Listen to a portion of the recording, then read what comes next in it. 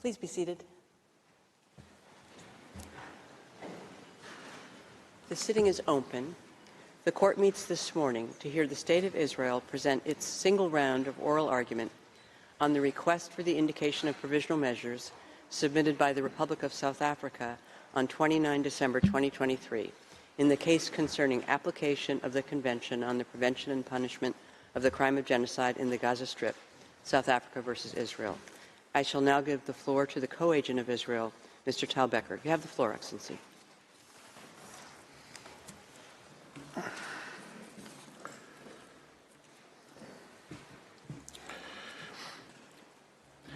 Madam President, distinguished members of the Court, it is an honor to appear before you again on behalf of the State of Israel.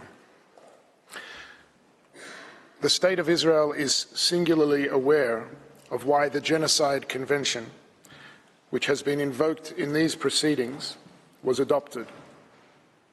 Seared in our collective memory is the systematic murder of 6 million Jews as part of a premeditated and heinous program for their total annihilation.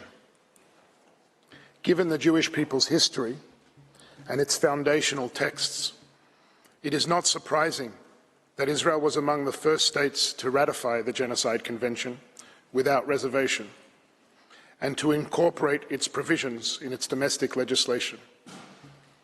For some, the promise of never again for all peoples is a slogan. For Israel, it is the highest moral obligation. Raphael Lemkin, a Polish Jew who witnessed the unspeakable horrors of the Holocaust, is credited with coining the term genocide.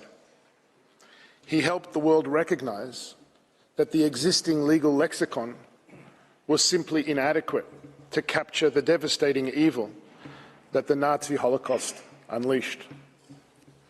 The applicant has now sought to invoke this term in the context of Israel's conduct in a war it did not start and did not want. A war in which Israel is defending itself against Hamas, Palestinian Islamic Jihad, and other terrorist organizations whose brutality knows no bounds. The civilian suffering in this war, like in all wars, is tragic. It is heartbreaking. The harsh realities of the current hostilities are made especially agonizing for civilians, given Hamas's reprehensible strategy of seeking to maximize civilian harm to both Israelis and Palestinians, even as Israel seeks to minimize it. But as this court has already made clear, the Genocide Convention was not designed to address the brutal impact of intensive hostilities on the civilian population, even when the use of force raises, quote, very serious issues of international law and involves enormous suffering and continuing loss of life, end quote. The Convention was set apart to address a malevolent crime of the most exceptional severity. We live at a time when words are cheap. In an age of social media and identity politics, the temptation to reach for the most outrageous term, to vilify and demonize, has become for many irresistible. But if there is a place where words should still matter, where truth should still matter, it is surely a court of law. The applicant has regrettably put before the court a profoundly distorted factual and legal picture. The entirety of its case hinges on a deliberately curated, decontextualized, and manipulative description of the reality of current hostilities. South Africa purports to come to this court in the lofty position of a guardian of the interest of humanity. But in delegitimizing Israel's 75-year existence in its opening presentation yesterday, that broad commitment to humanity rang hollow. and in its sweeping counterfactual description of the Israeli-Palestinian conflict, it seemed to erase both Jewish history and any Palestinian agency or responsibility. Indeed, the delegitimization of Israel since its very establishment in 1948 in the applicant's submissions sounded barely distinguishable from Hamas's own rejectionist rhetoric. It is unsurprising, therefore, that in the applicant's telling, both Hamas's responsibility for the situation in Gaza and the very humanity of its Israeli victims are removed from view. The attempt to weaponize the term genocide against Israel in the present context does more than tell the court a grossly distorted story, and it does more than empty the word of its unique force and special meaning. It subverts the object and purpose of the Convention itself, with ramifications for all states seeking to defend themselves against those who demonstrate total disdain for life and for the law. Madam President, members of the court, on Saturday, October 7th, a Jewish religious holiday, thousands of Hamas and other militants breached Israeli sovereign territory by sea, land and air, invading over 20 Israeli communities, bases and the site of a music festival. What proceeded, under the cover of thousands of rockets fired indiscriminately into Israel, was the wholesale massacre, mutilation, rape and abduction of as many citizens as the terrorists could find before Israel's forces repelled them. Openly displaying elation, they tortured children in front of parents and parents in front of children, burned people, including infants, alive, and systematically raped and mutilated scores of women, men and children. All told, some 1,200 people were butchered that day, more than 5,500 maimed, and some 240 hostages abducted, including infants, entire families, persons with disabilities and Holocaust survivors, some of whom have since been executed, many of whom have been tortured, sexually abused and starved in captivity. Representatives of the hostages' families are in this courtroom today, and we acknowledge their presence and their boundless suffering. We know of the brutality of October 7th, not only from the harrowing testimonies of the survivors, the unmistakable proof of carnage and sadism left behind, and the forensic evidence taken at the scene. We know it because the assailants proudly filmed and broadcast their barbarism. The events of that day are all but ignored in the applicant's submissions, but we are compelled to share with the court some fraction of its horror. The largest calculated mass murder of Jews in a single day since the Holocaust. We do so not because these acts, however sadistic and systematic, release Israel of its obligations to uphold the law as it defends its citizens and territory. That is unquestionable. We do so because it is impossible to understand the armed conflict in Gaza without appreciating the nature of the threat that Israel is facing and the brutality and lawlessness of the armed force confronting it. In the volume of materials submitted to members of the court, access has been provided to a portion of the raw footage for separate screening. But I am obliged to put before the court today some small fragment of the scenes of unfathomable cruelty that took place in hundreds of locations on that horrible day. Johnny Simantov, a wheat farmer, and his wife Tamar, an activist for women's rights, lived in kibbutz Nir Oz.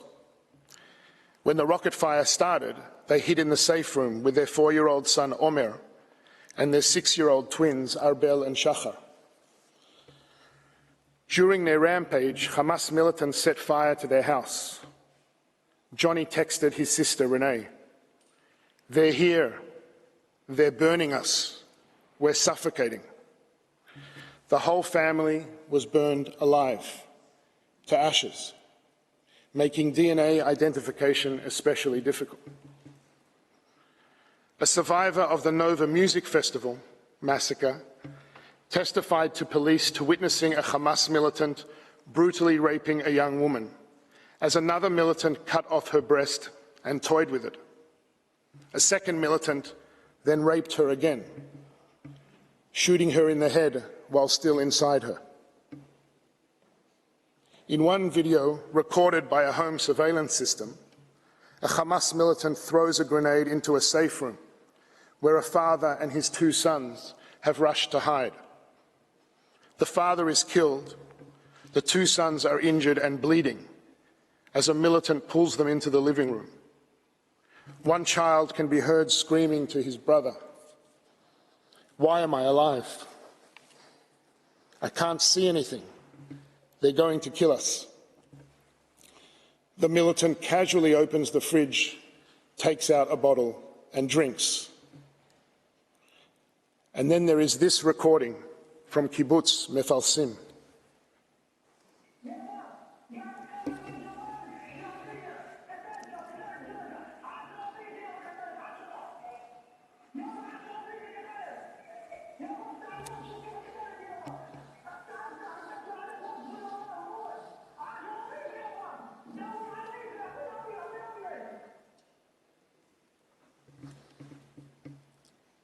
As stated, none of these atrocities absolve Israel of its obligations under the law.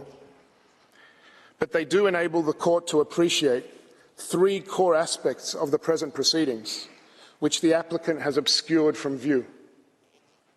First, that if there have been acts that may be characterized as genocidal, then they have been perpetrated against Israel. If there is a concern about the obligations of states under the Genocide Convention, then it is in relation to their responsibilities to act against Hamas's proudly declared agenda of annihilation, which is not a secret and is not in doubt. The annihilationist language of Hamas's charter is repeated regularly by its leaders, with the goal, in the words of one member of Hamas's political bureau, of the cleansing of Palestine of the filth of the Jews. It is expressed no less chillingly in the words of senior Hamas member Razi Hamad to Lebanese television on October 24th, 2023, who refers to the October 7th attacks, what Hamas calls the Al-Aqsa flood, as follows.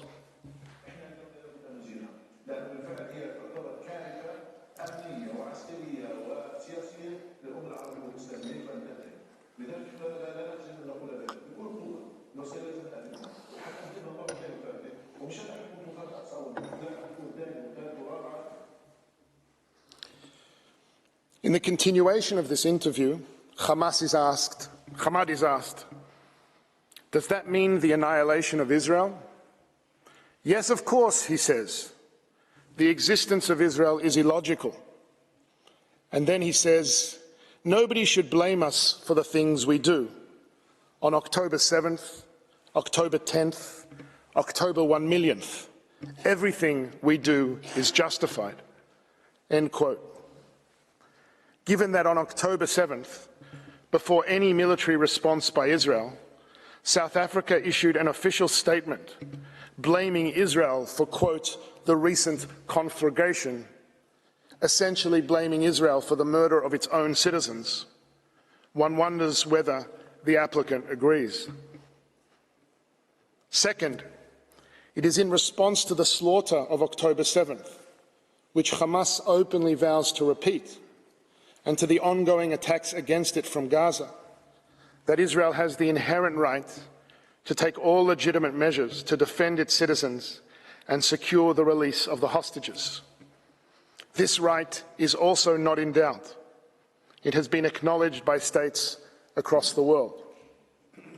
Astonishingly, the court has been requested to indicate a provisional measure calling on Israel to suspend its military operations.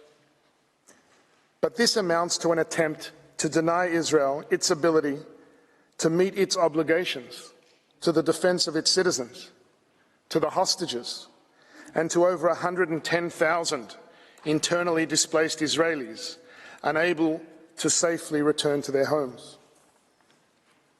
The applicant in its submissions to the court makes almost no mention of the ongoing humanitarian suffering of Israel's citizens at the hands of Hamas, and treats the hostages still held in captivity as barely an afterthought. But is there a reason these people on your screen are unworthy of protection?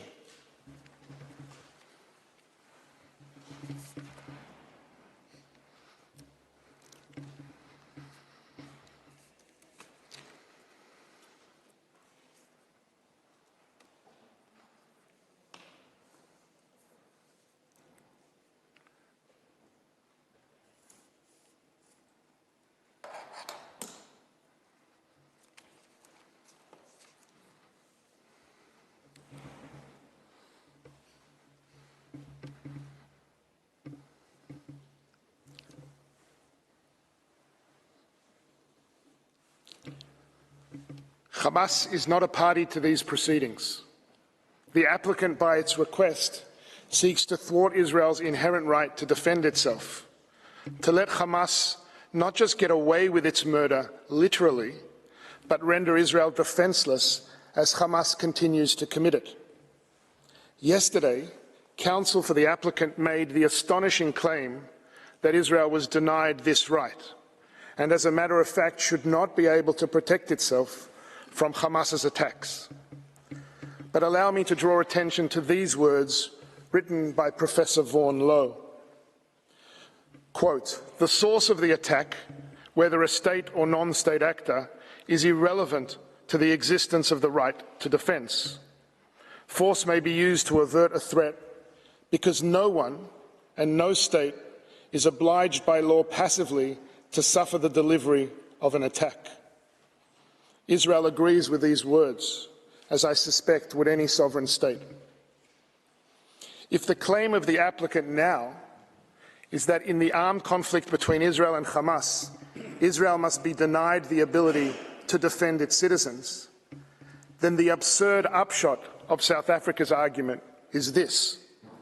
Under the guise of the allegation against Israel of genocide, this court is asked to call for an end to operations against the ongoing attacks of an organisation that pursues an actual genocidal agenda, an organisation that has violated every past ceasefire and used it to rearm and plan new atrocities, an organisation that declares its unequivocal resolve to advance its genocidal plans. That is an unconscionable request, and it is respectfully submitted that it cannot stand. Third, the court is informed of the events of October 7th because if there are any provisional measures that should appropriately be indicated here, they are indeed with respect to South Africa. It is a matter of public record that South Africa enjoys close relations with Hamas, despite its formal recognition as a terrorist organisation by numerous states across the world. These relations have continued unabated even after the October 7th atrocities. South Africa has long hosted and celebrated its ties with Hamas figures, including a senior Hamas delegation that, incredibly, visited the country for a, quote, solidarity gathering just weeks after the massacre. In justifying instituting proceedings, South Africa makes much of its obligations under the Genocide Convention.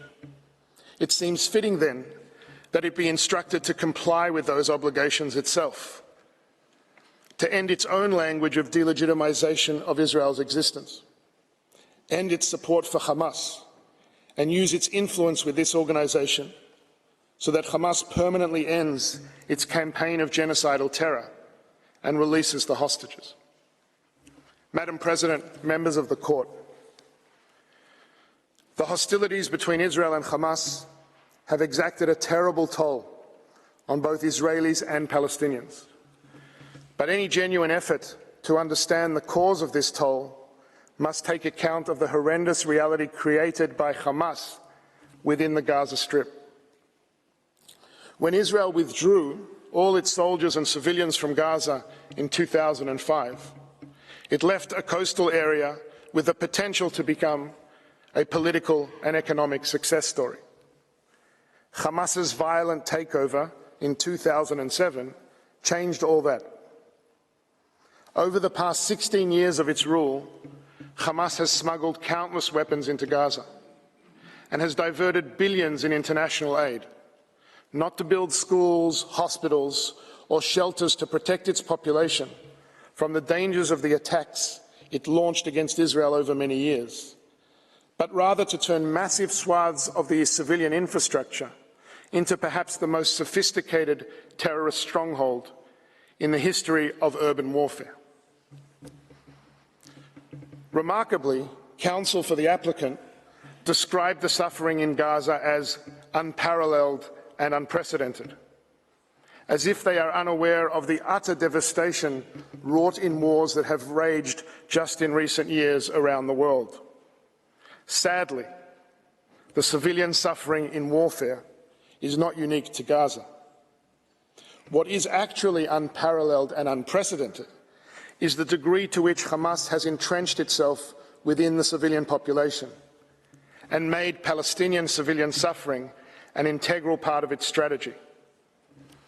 Hamas has systematically and unlawfully embedded its military operations, militants and assets throughout Gaza, within and beneath densely populated civilian areas. It has built an extensive warren of underground tunnels for its leaders and fighters, several hundred miles in length, throughout the Strip, with thousands of access points and terrorist hubs located in homes, mosques, UN facilities, schools, and perhaps most shockingly, hospitals. This is not an occasional tactic.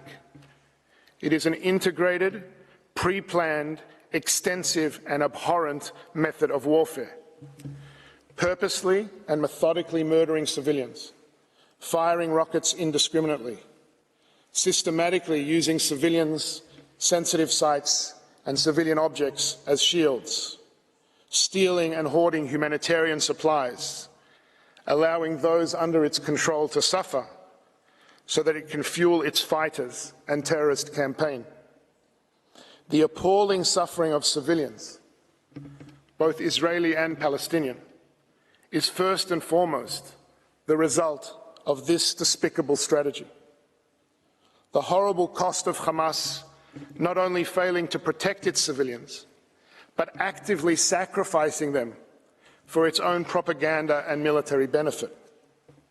And if Hamas abandons this strategy, releases the hostages, lays down its arms, the hostilities and suffering would end. Madam President, members of the Court, there are many distortions in the applicant's submission to the Court, but as shall be demonstrated by counsel, there is one that overshadows them all.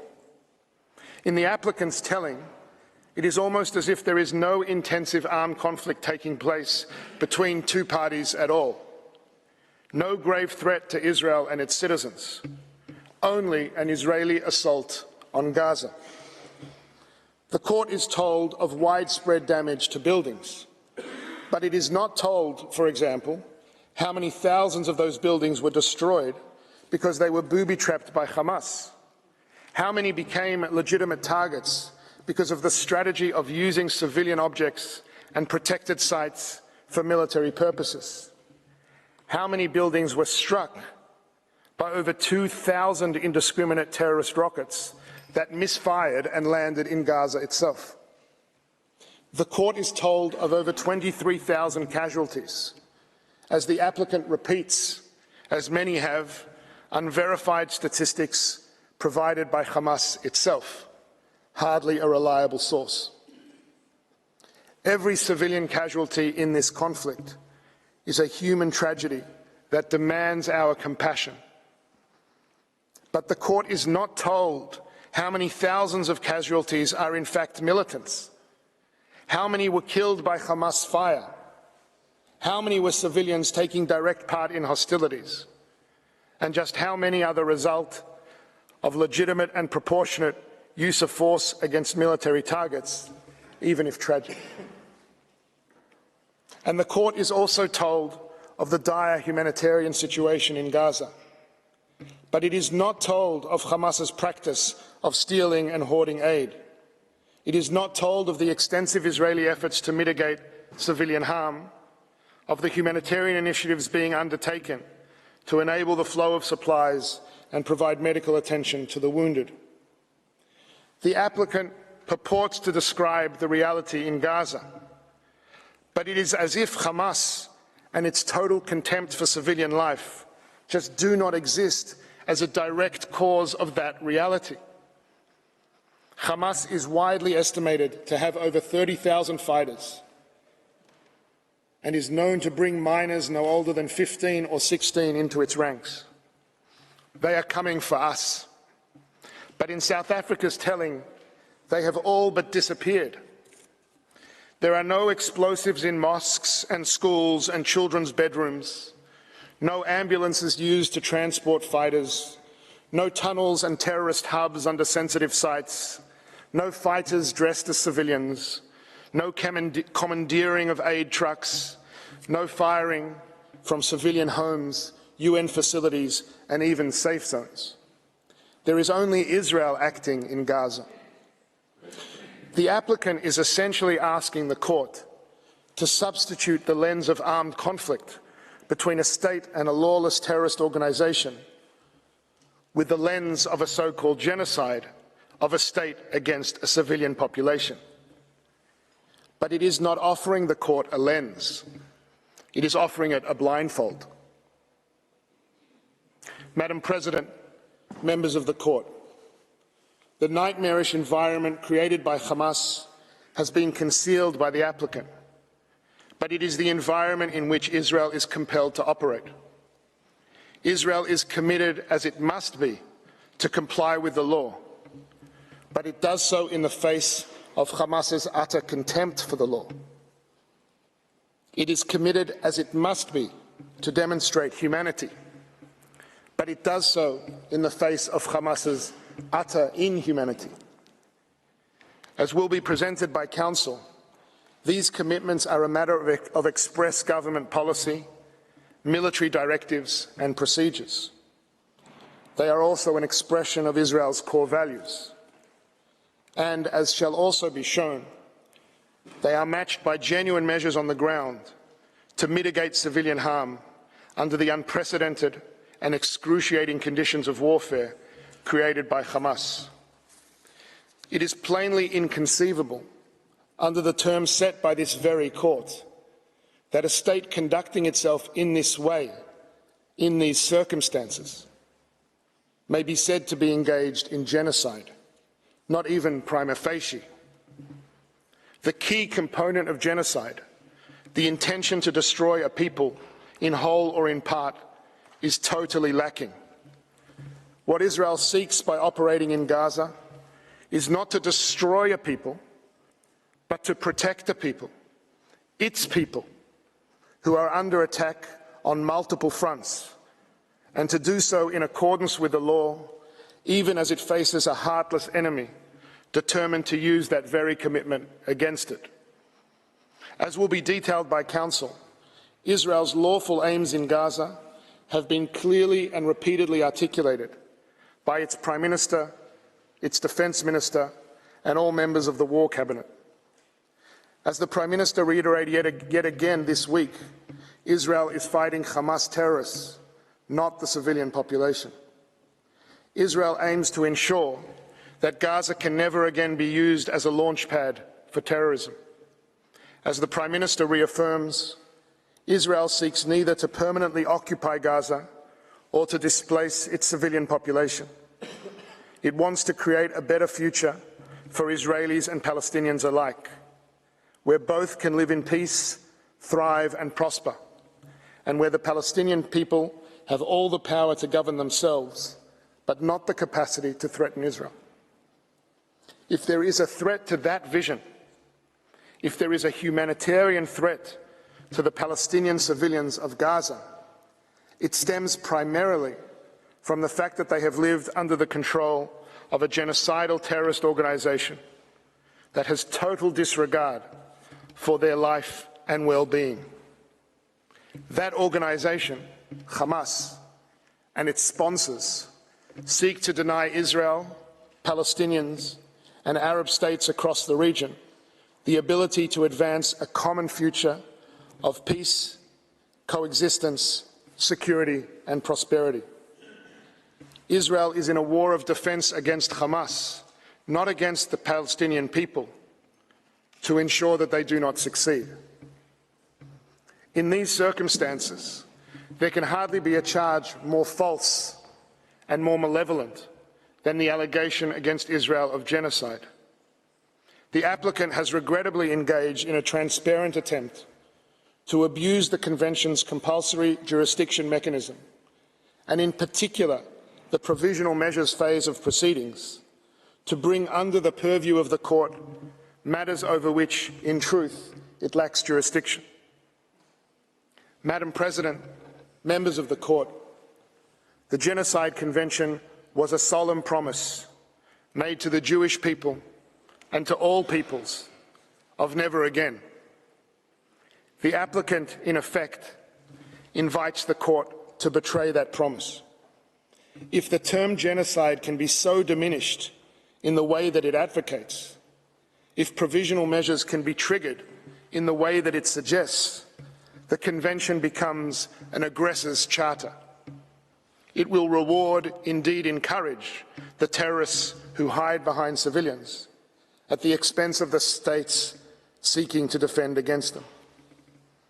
To maintain the integrity of the Genocide Convention, to maintain its promise and the Court's own role as its guardian, it is respectfully submitted that the application and request should be dismissed for what they are, a libel designed to deny Israel the right to defend itself according to the law from the unprecedented terrorist onslaught it continues to face, and to free the 136 hostages Hamas still holds.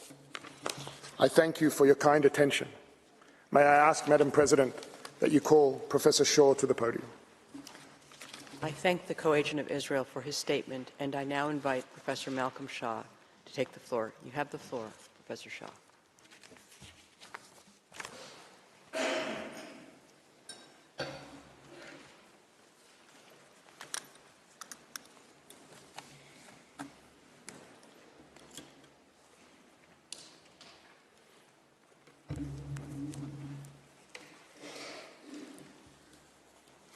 Madam President and members of the Court, it is a great honour to appear before you again and a privilege to appear on behalf of the State of Israel.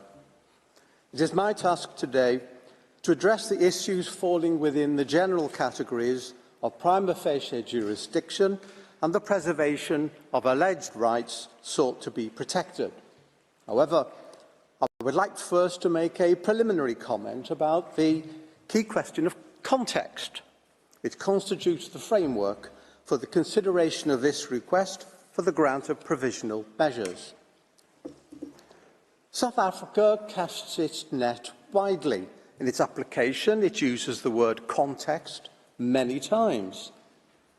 In particular, it declares that it is important to place the acts of genocide in the broader context of Israel's conduct towards the Palestinians during its 75-year-long apartheid. Leaving aside the outrageous nature of that statement, why stop at 75 years? Why not refer to 1922 and the approval by the Council of the League of Nations of the British Mandate? Or 1917, the proclamation of the Balfour Declaration? Maybe also include the entry into the land of Israel of the Israelite tribes some 3,500 years ago. No. The immediate and proximate context for the specific allegations of genocide claimed by South Africa lies in the events of the 7th of October, when Hamas militants and other armed groups and individuals stormed into the internationally recognised sovereign territory of Israel and committed acts of barely credible atrocity. It was these events that truly constitute the real context for South Africa's allegations. Indeed, such acts may be seen as the real genocide in this situation. As the President of the European Commission put it on the 19th of October, there was no limit to the blood Hamas terrorists wanted to spill. They went home by home. They burned people alive. They mutilated children and even babies. Why? Because they were Jews. Because they were living in the state of Israel. And Hamas's explicit goal is to eradicate Jewish life from the Holy Land. These terrorists, supported by their friends in Tehran, will never stop. And so Israel has the right to defend itself in line with humanitarian law. Of course, these atrocities do not justify violations of the law in reply, still less genocide. But they do justify, mandate even, the exercise of the legitimate and inherent right of a state to defend itself, as enshrined in the UN Charter and under customary international law. To put an end to the continuing attacks against it and to prevent them from succeeding, a threat that has been made explicitly by Hamas and repeated, and it is thus real and imminent. This context is critical, for it shows that the true nature of the situation as it has unfolded, particularly the 7th of October, is that of an armed conflict. A heavily armed militia and its allies precipitated egregious hostilities, and the consequences lie everywhere. The point is this: armed conflict, even when fully justified and conducted lawfully, is brutal and costs lives, particularly when the militia in question specifically targets civilians and civilian facilities, and when it is patently unconcerned about causing civilian casualties on its own side. The conflict is also regulated by law, the rules and principles of international humanitarian law under the Hague Regulations, the Geneva Conventions of 1949, and customary international law. These are well developed and applicable and are fully respected by Israel. Such rules cover permitted activities under international humanitarian law, where civilian damage and loss, always to be regretted, are caused in the legitimate pursuit of military objectives through to the violation of the law, being grave breaches of the Geneva Conventions and up to war crimes and crimes against humanity. However, the only category before this court is genocide. Not every conflict is genocidal. The crime of genocide in international law and under the Genocide Convention in international law is a uniquely malicious manifestation. It stands alone amongst the violations of international law as the epitome and zenith of evil. It has been described correctly as the crime of crimes, the ultimate in wickedness. Indeed, the court itself emphasised in its order of the 2nd of June 1999 that the threat or use of force cannot in itself constitute an act of genocide within the meaning of Article 2 of the Geneva Convention, and particularly instant bombing, as lacking the element of intent in the circumstances. To put it another way, if claims of genocide were to become the common currency of armed conflict, whenever and wherever that occurred, the essence of this crime would be diluted and lost. I turn now to the question of the prima facie jurisdiction of the court in the matter before us. Article 9 of the Genocide Convention, to which both states are parties without reservation, makes the court's jurisdiction conditional on the existence of a dispute relating to the interpretation, application, or fulfilment of the Convention. And the relevant date for determining the existence of such a dispute is the date on which the application is submitted to the court. Whether or not a dispute in these terms exists at the time of the filing of the application is a matter for objective determination by the court. It is a matter of substance and not a question of form or procedure. The court will take into account, in particular, any statements or documents exchanged between the parties, as well as any exchanges made in multilateral settings, the court has said. The key point here is the use of the term exchange between the parties. Unilateral assertion does not suffice. There needs to be some element of engagement between the parties. The element of interchange and bilateral interaction is required. A dispute is a reciprocal phenomenon. This point has been consistently noted by the court. For example, the court reaffirmed in the Myanmar case the view that it had expressed earlier, that in order for a dispute in the sense of Article 9 to exist, it must be shown that the claim of one party is positively opposed by the other. The court further referred in the Marshall Islands cases to the need that the respondent should not be deprived of the opportunity to react before the institution of proceedings to the claim made against its own conduct. Where a state makes an assertion concerning the conduct of another state, it must thus give the latter a reasonable opportunity to respond before resorting to litigation, particularly in a matter of such severity as an accusation of genocide, and particularly before a court of this standing. And it behoves that state to provide supporting evidence of some credibility. Here, South Africa cites only a couple of general public statements by Israel, referencing merely a press report by Reuters and a publicity release from the Israeli Ministry of Foreign Affairs. These responses were not addressed directly or even indirectly to South Africa. There is no evidence of positive opposition as required by the court. Further, South Africa cites no relevant exchange between the parties, which would be the normal fashion for the expression and determination of a dispute between states.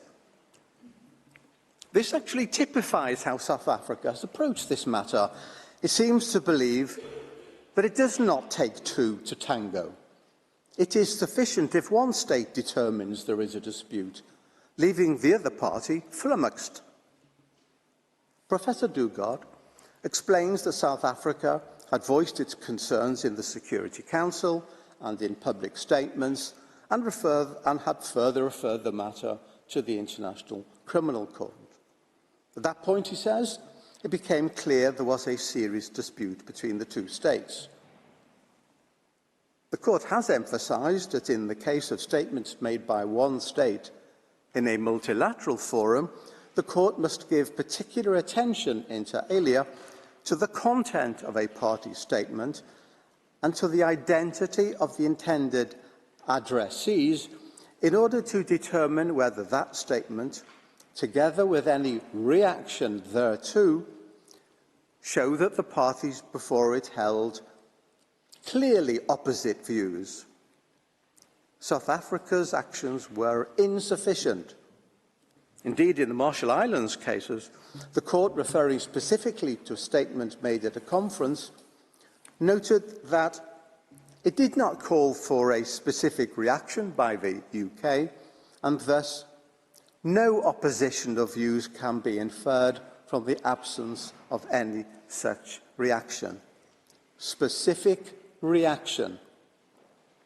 It is thus disingenuous for Professor Dugard to conclude that Israel must have been aware from South Africa's public statements, démarche and referral to the ICC of Israel's genocidal acts, that a dispute existed between the two states. This is not a dispute, it is a unispute, a one-sided clapping of hands. Professor Dugard perhaps tries to retrieve the situation by declaring that special considerations apply to the existence of disputes concerning Article 9, without telling us what those conditions could possibly be. We come now to the rather bizarre story of the exchange of note verbal. Professor Dugard would have us believe that such exchanges are merely a matter of courtesy of little real consequence. This is not the normal understanding of such notes and their importance in international relations, but he says this for a reason, as we shall see. South Africa instituted proceedings against Israel on the 29th of December. In its long recital, the application notes that on the 21st of December, South Africa sent a note verbal to Israel, raising its concerns about genocide in Gaza. The application further states that Israel has not responded directly to South Africa's note verbal. This is incorrect. Israel did indeed respond that very day, informing South Africa that the note verbal has been forwarded to Capital and that a response was expected shortly. South Africa confirmed the next day that it had received the message.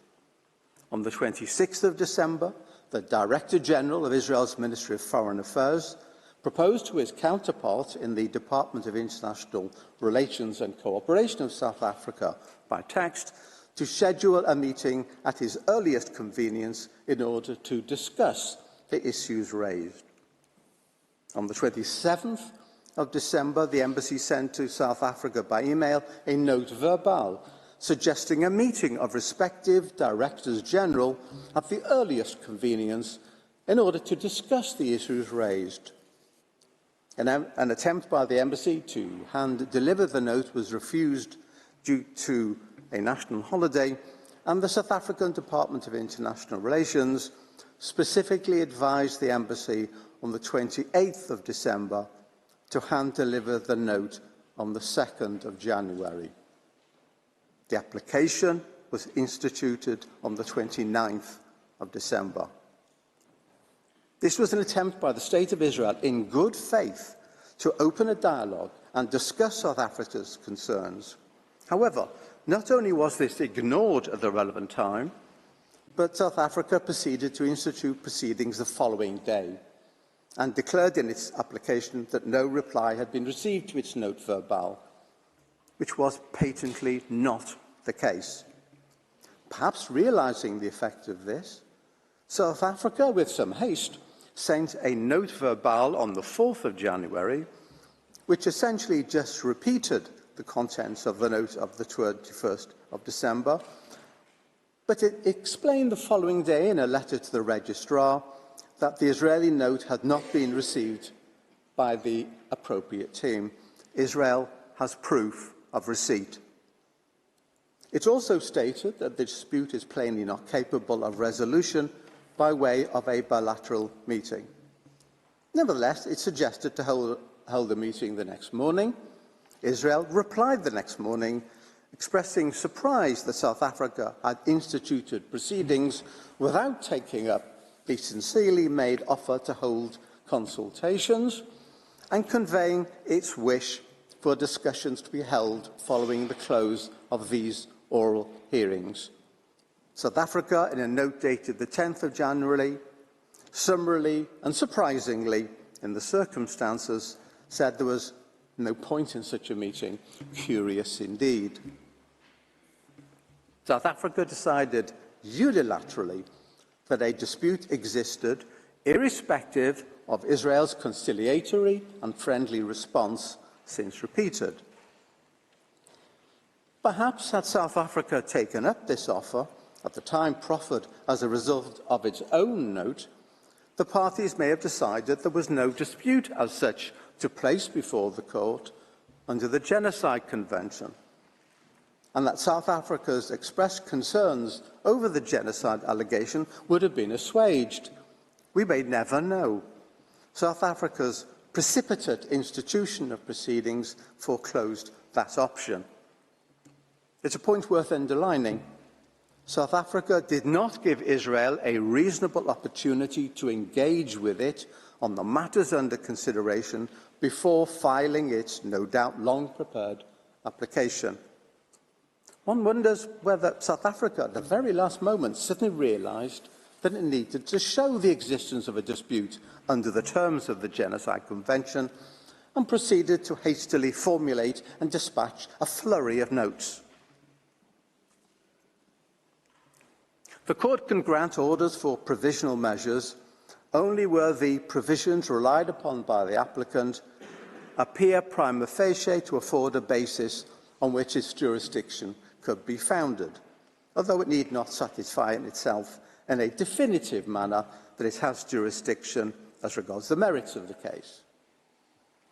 It's not an easy matter to determine whether a prima facie case exists. It rests between full proof and complete absence of proof, and is intended to ensure that the court functions effectively and efficiently, but there has to be something tangible in terms of the provisions in question.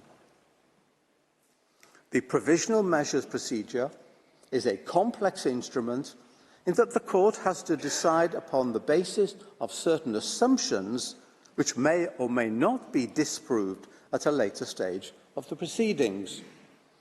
This is particularly difficult in such an egregious matter as an allegation of genocide. Were understood by the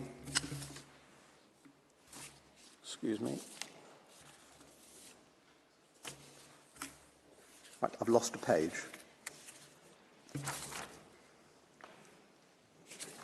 Okay. Well, the standard of proof at the merit stage is high, the court having made it clear that claims against a state involving charges of exceptional gravity must be proved by evidence that is fully conclusive. That is not the case, of course, at the provisional measures stage, but it's also not negligible. The court is asked to grant, in this case, a number of measures that in effect assume that the party in question is committing genocide. As Mr. Staker will show later this morning, mud is thrown at a stage before conclusive proof, and it may stick even if the accusation is comprehensively disproved at the merits phase, as we expect. A serious political and security price may be paid by the grantee of such measures, even though it may later be shown to be completely unwarranted.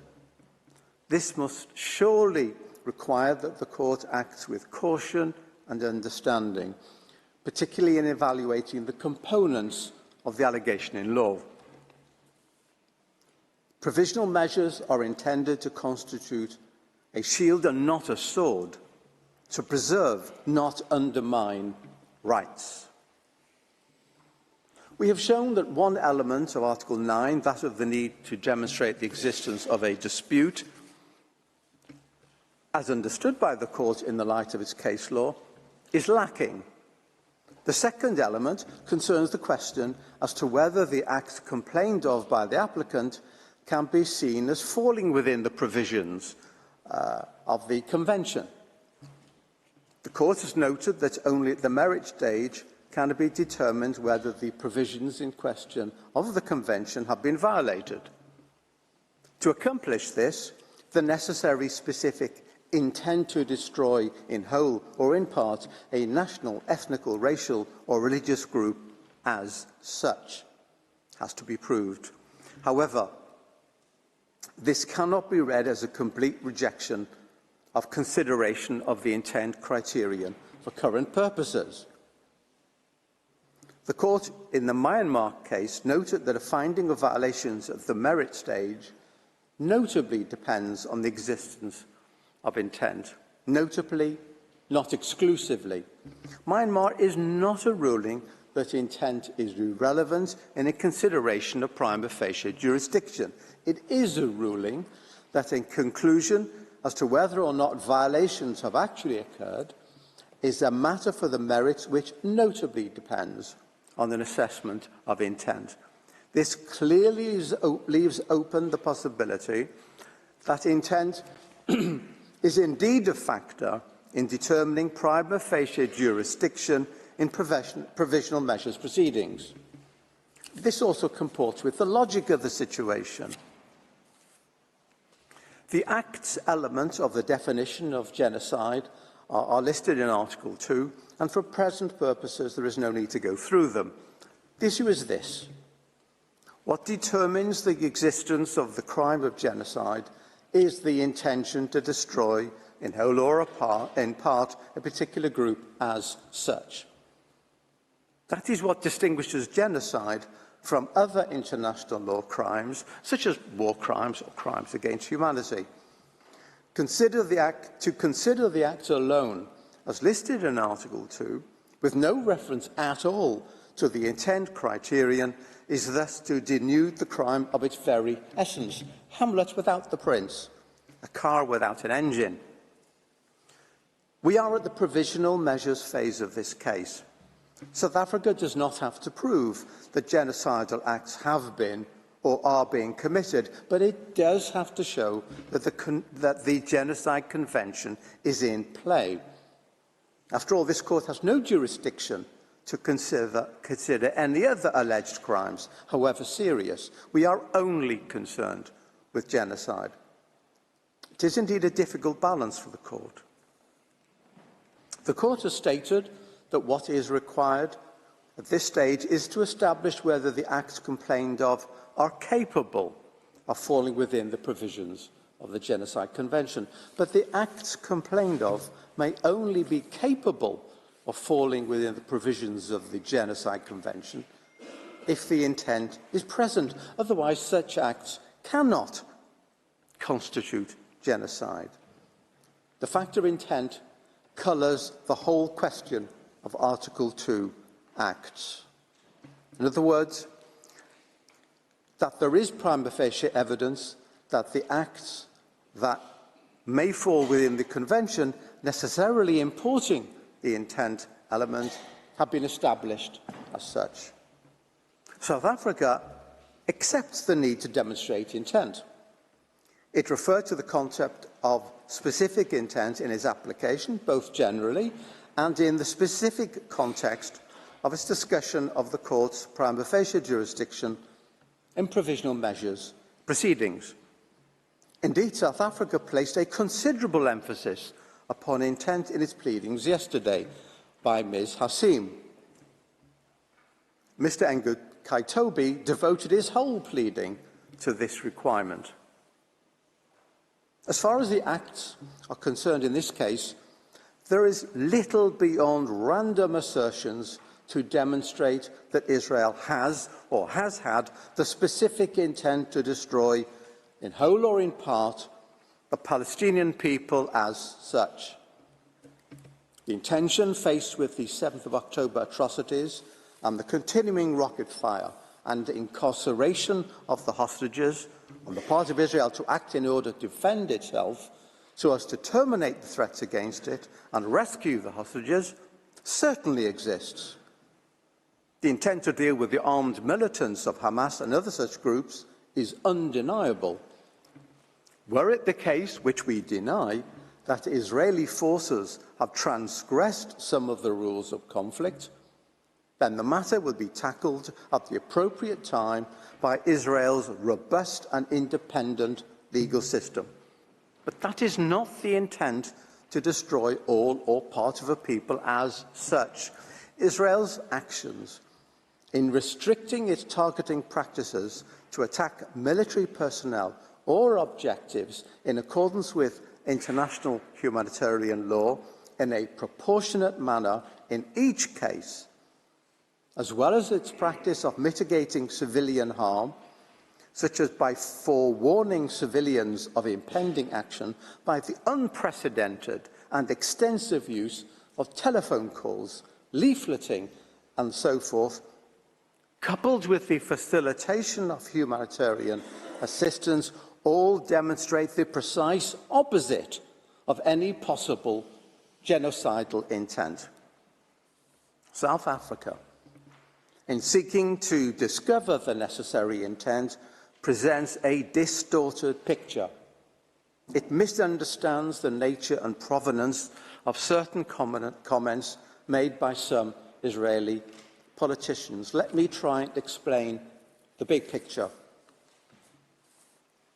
Israel possesses a clear and effective structure of authority with regard to governmental decision. The war against Hamas is managed on behalf of the government by two central organs: the Ministerial Committee on National Security Affairs and the War,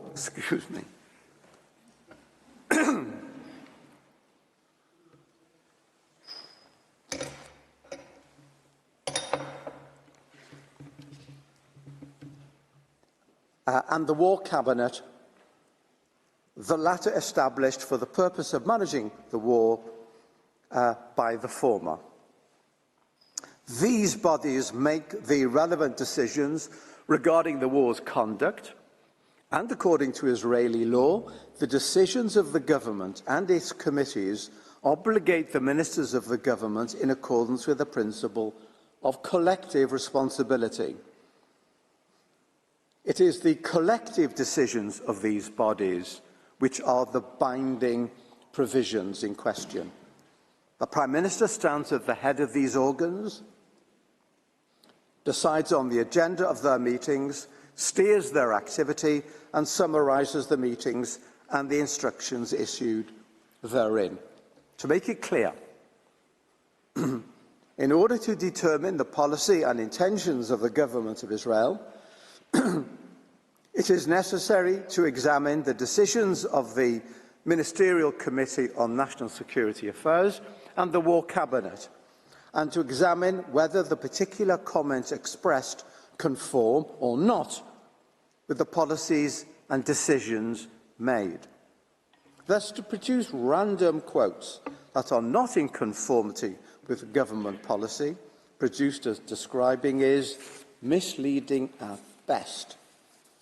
Such as the statement by the Minister of Heritage, for example, who is completely outside the policy and decision-making process in the war. In any event, his statement was immediately repudiated by members of the War Cabinet and other ministers, including the Prime Minister.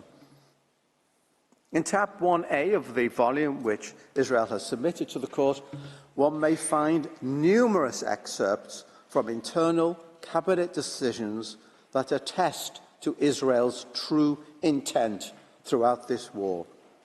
For example, one finds the instructions from the Prime Minister in a meeting of the Ministerial Committee on National Security Affairs from the 29th of October, stating the following. 1. The Prime Minister stated time and again, we must prevent a humanitarian disaster. 2. The Prime Minister indicated the possible sorts of solutions that will ensure required supply of water, food and medicine, increasing the amount of trucks entering with the necessary inspections. 3. promoting the construction of field hospitals in the south of the Gaza Strip. To re-emphasise, this is a directive to authorities, nothing less. Tab 1A contains a considerable number of similar directives, emphasising the need to avoid harm to civilians and facilitate humanitarian aid. Genocidal intent? Let me turn to the IDF. This, like every army, is a hierarchical body that operates by way of orders from superiors and is headed by the Chief of the General Staff. Remarks or actions of a soldier do not and cannot reflect policy. In tab 1B, one may find a daily operational directive, which I understand is repeated day by day, issued by the Operations Directorate of the IDF, stating that attacks will be solely directed towards military targets while adhering to the principles of distinction, proportionality, and the obligation taking precautions in attacks in order to reduce collateral damage. This is a directive that binds all IDF forces. It continues by stating that the laws of armed conflict allow destruction to civilian property only when there is a military necessity to do so, and prohibit harm to property for deterrence purposes only, or for the purpose of punishment, individual or collective. It emphasises that it is necessary to treat enemy civilians with respect.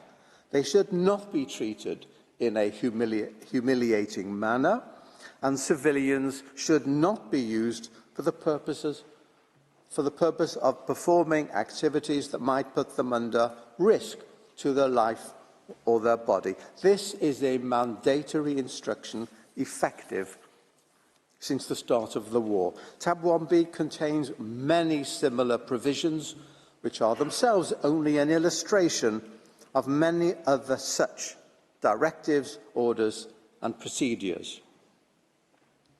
Further, on the 28th of October, the Prime Minister publicly declared that the IDF is doing everything possible to avoid harming those not involved, while on the 18th of November, he declared that, first of all and above all else, Israel acts according to the laws of war. This is how our army works. The Minister of Defence publicly stated on the 29th of October that we are not fighting the Palestinian multitude and the Palestinian people in Gaza, and declared on the 13th of November that our war is against the Hamas terrorist organisation, not the people of Gaza. Again, the President of Israel declared on the 12th of October that we are operating militarily according to rules of international law, period, unequivocally.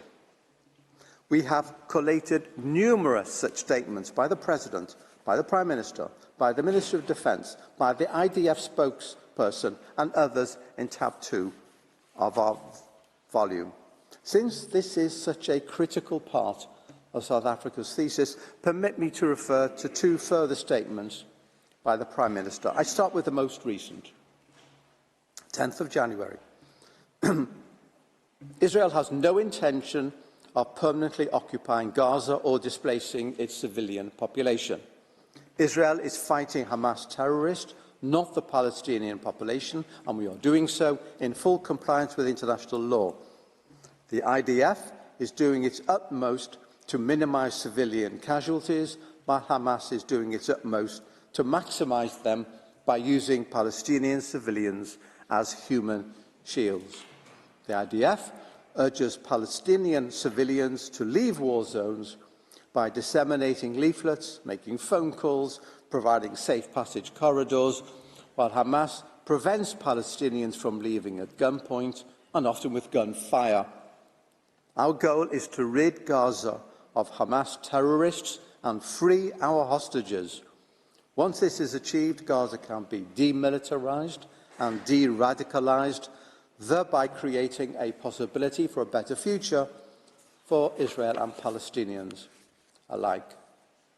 On 23rd of November, Prime Minister Netanyahu declared that any civilian death is a tragedy, anyone, and to avoid them, what you do is first you try and get the civilian out of harm's way, and that's exactly what we did. There are many more of the same. Any careful review of the official and binding policy decisions made by the relevant authorities in Israel since the outbreak of the war clearly evidence that such decisions lack any genocidal intent. The contrary is true. They are indicative of the consistent and relentless commitment of Israeli relevant authorities to mitigate civilian harm and alleviate civilian suffering in Gaza.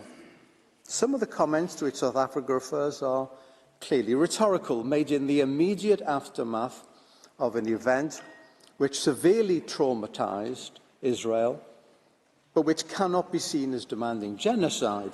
They express anguish and the necessity to restore control over Israel's own territory under severe threat and safety to its citizens.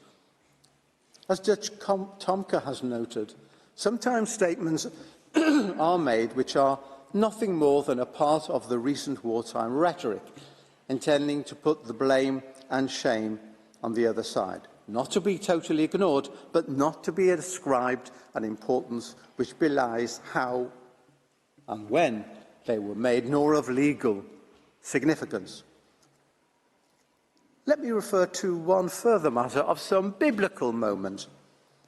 Yesterday, the applicant referred time and again to two statements by the Israeli Prime Minister where he said, "Remember what Amalek did to you," and attached great importance to it as part of the argument that Israel has demonstrated a genocidal intent. There is no need here for a theological discussion on the meaning of Amalek in Judaism, which was indeed not understood by the applicant. Let me just turn to the Prime Minister's statement of the 28th of October, which was partially and misleadingly quoted yesterday. He said, "We are now entering the second phase of the war, which its objectives are clear: destruction of the military and governmental capabilities of Hamas and the return of the hostages back home. In the last couple of days, I have met with our soldiers in the bases, in the field, in the north and in the south. Remember what Amalek has done to you. We remember and we are fighting. In front of our brave and hero soldiers, there is one prior mission: to defeat the murderous enemy and secure our existence in our land. The IDF is the most moral army in the world. The IDF does everything to avoid harming the uninvolved."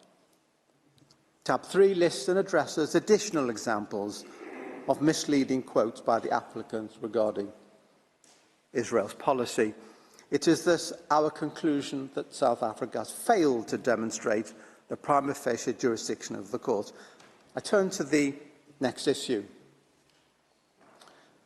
As the court has noted, its power to grant provisional measures has its object the preservation of the respective rights claimed by the parties in a case pending its decision on the merits. At the provisional measures stage, the court does not need to determine that such rights do actually exist in a definitive manner, but it must establish that such rights are plausible. South Africa yesterday dealt with this rather lightly. We can safely say that plausibility is an elusive concept. Simply declaring that claimed rights are plausible is insufficient. The issue was addressed by Judge Greenwood in the border area case, when he emphasised that what is required is something more than assertion, but less than proof. In other words, the party must show that there is at least a reasonable possibility that the right it claims exists as a matter of law and will be adjudged to apply to that party's case. case. He later discussed this in terms of a reasonable prospect of success. What is clear is that the court has sought to tie plausibility to particular treaty provisions or to general rules of international law. The court has also considered claims of fact in this context as well as law, such as the finding as to whether Equatorial Guinea plausibly used the building at 42 Avenue Foch for diplomatic purposes. In this case, the court did not limit itself to considering whether the applicant plausibly held the rights in question under international law, but extended the field of inquiry to include consideration as to whether it was plausible that the respondent had breached the rights in question.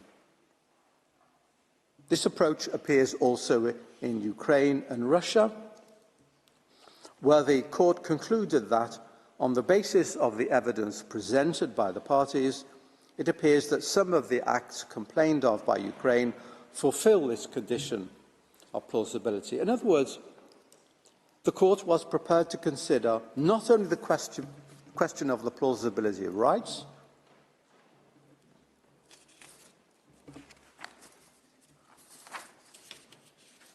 well, someone has shuffled my papers.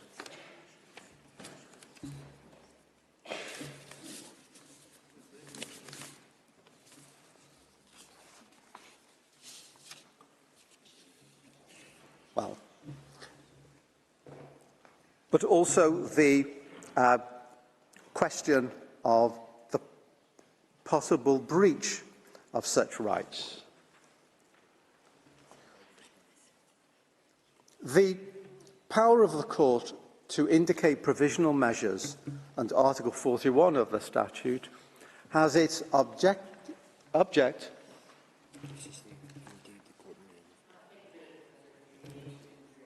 Yes, someone thought that my speech was a pack of cards.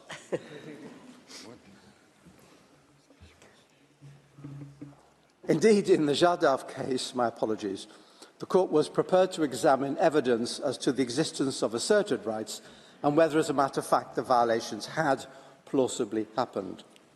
The final point to be made in this section of my pleading is simply to underline the obvious point that the court needs to consider the relevant respective rights of both parties, the respondent as well as the applicant.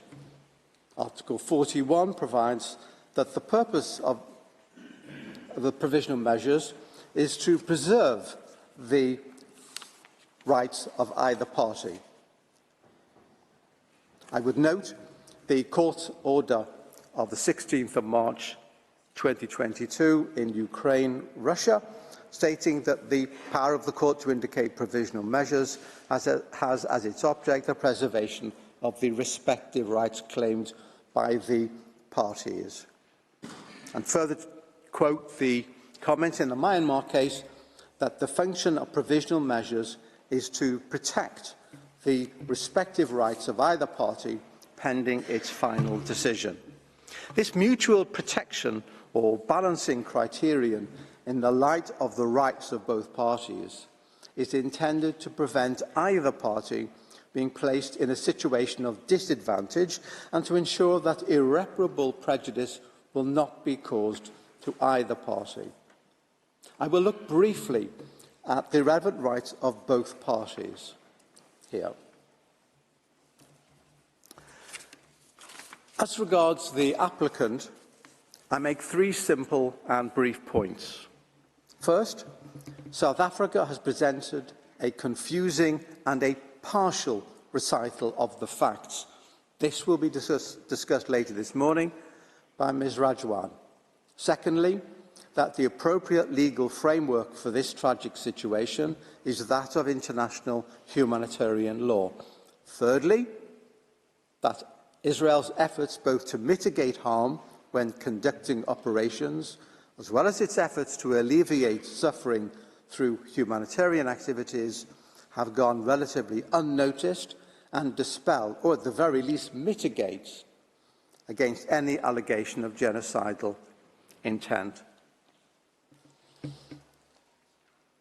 As from Israel's withdrawal of its civilian and military presence from Gaza in 2005, which brought an end to its belligerent occupation, and the violent coming to power of Hamas in 2007, a situation of conflict has existed, with Hamas firing rockets at Israeli towns and villages unceasingly.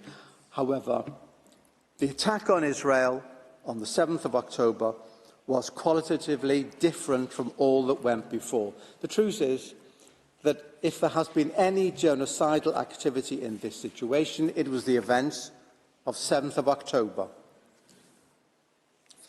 Acts and intent can and have been adequately demonstrated.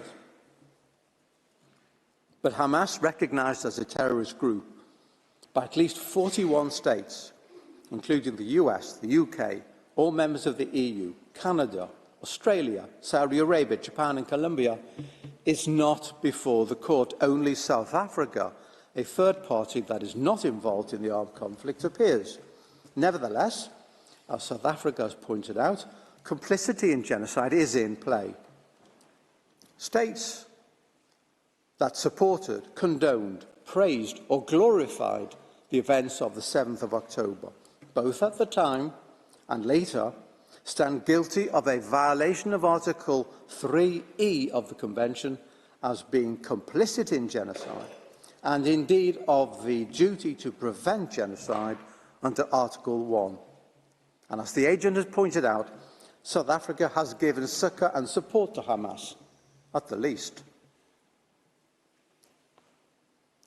Clearly of relevance to a discussion of the situation is the facilitation of humanitarian assistance, something that hardly sits well with accusations of genocidal intent.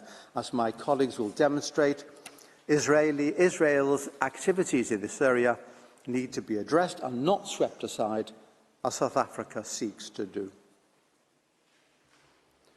Prime amongst the rights of the respondent that are critical to any legal evaluation of the situation is the inherent right of any state to defend itself, embedded in customary international law and enshrined in the UN Charter.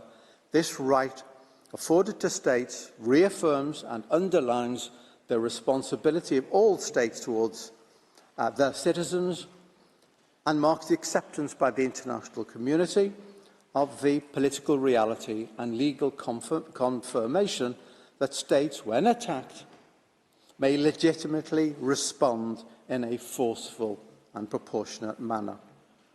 Professor Lowe yesterday sought to maintain that Israel has no right to self-defence in this situation. How could anyone possibly argue that Israel could not defend itself faced with the 7th of October atrocities and the incessant attacks against its civilians since? Indeed, a very wide range of states has acknowledged the right of self-defence here, ranging from the UK to the US, France, Germany, Italy, Canada, Japan, Ghana and Guatemala, and others. Israel bears the responsibility to exercise its protection over its citizens, not only those constantly subjected to bombardment from Gaza, but also and critically with regard to those captured and held hostage as a result of the 7th of October outrage. These rights exist and cannot be disregarded. Of course, Israel does not have any right to violate the law, still less to commit genocide, and indeed it does not, but it does have every right to act to defend itself in accordance with the rules and principles of international law, and so it has done. A link has to be established between the rights asserted and the provisional measures requested, and this issue will be addressed by Mr. Staker. And he will show that the measures proposed go far beyond the protection of the rights asserted. Madam President, members of the Court, this is an important case.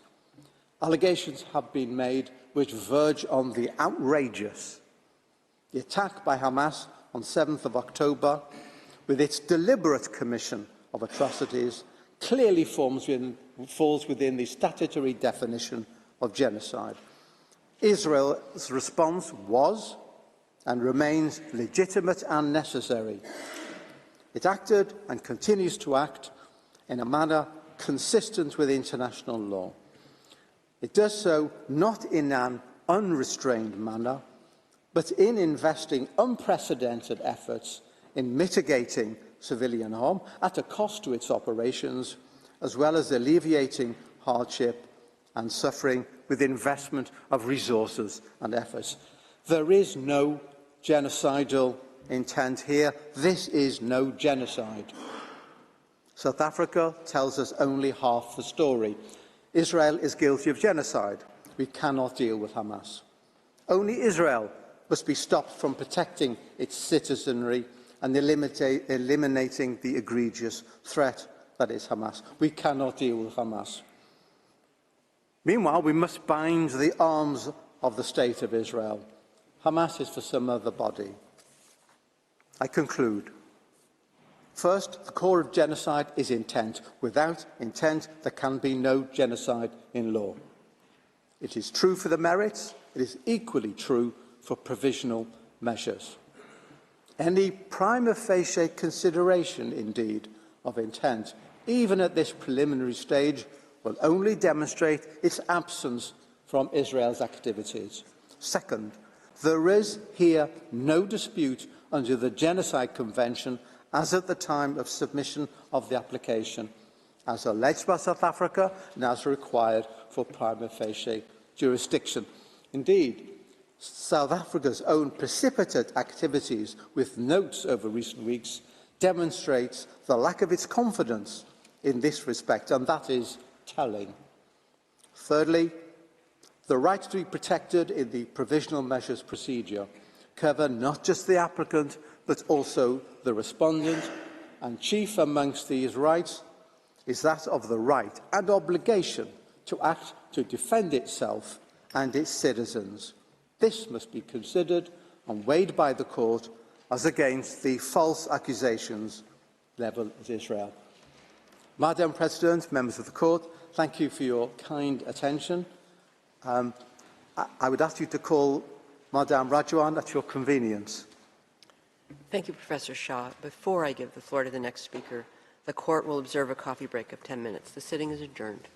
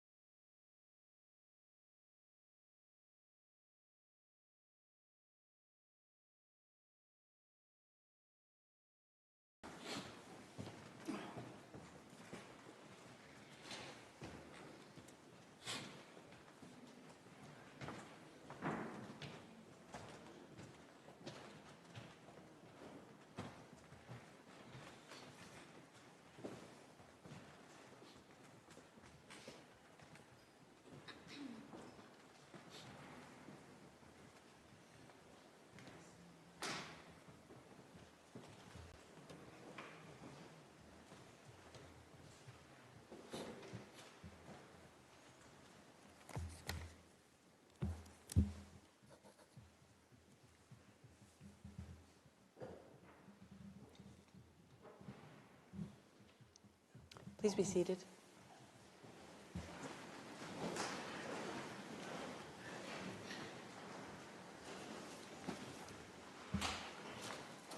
The sitting is resumed, and I now give the floor to Ms. Galit Ragwan. You have the floor.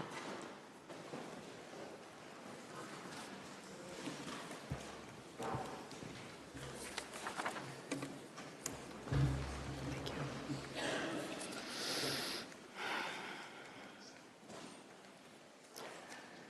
Madam President, members of the court, it is an honor to appear before you on behalf of the State of Israel. As Professor Shah noted, at this stage, South Africa does not need to prove that genocidal acts have been or are being committed. But it does have to show that the Genocide Convention is actually relevant. It has to show some level of acts and some level of intent. Professor Shah has spoken to the issue of express intent.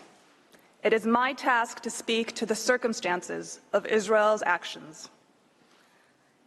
Israel cannot possibly comprehensively address today all of the allegations made in South Africa's application in this regard. The applicant paints a dire picture, but it is a partial and deeply flawed picture.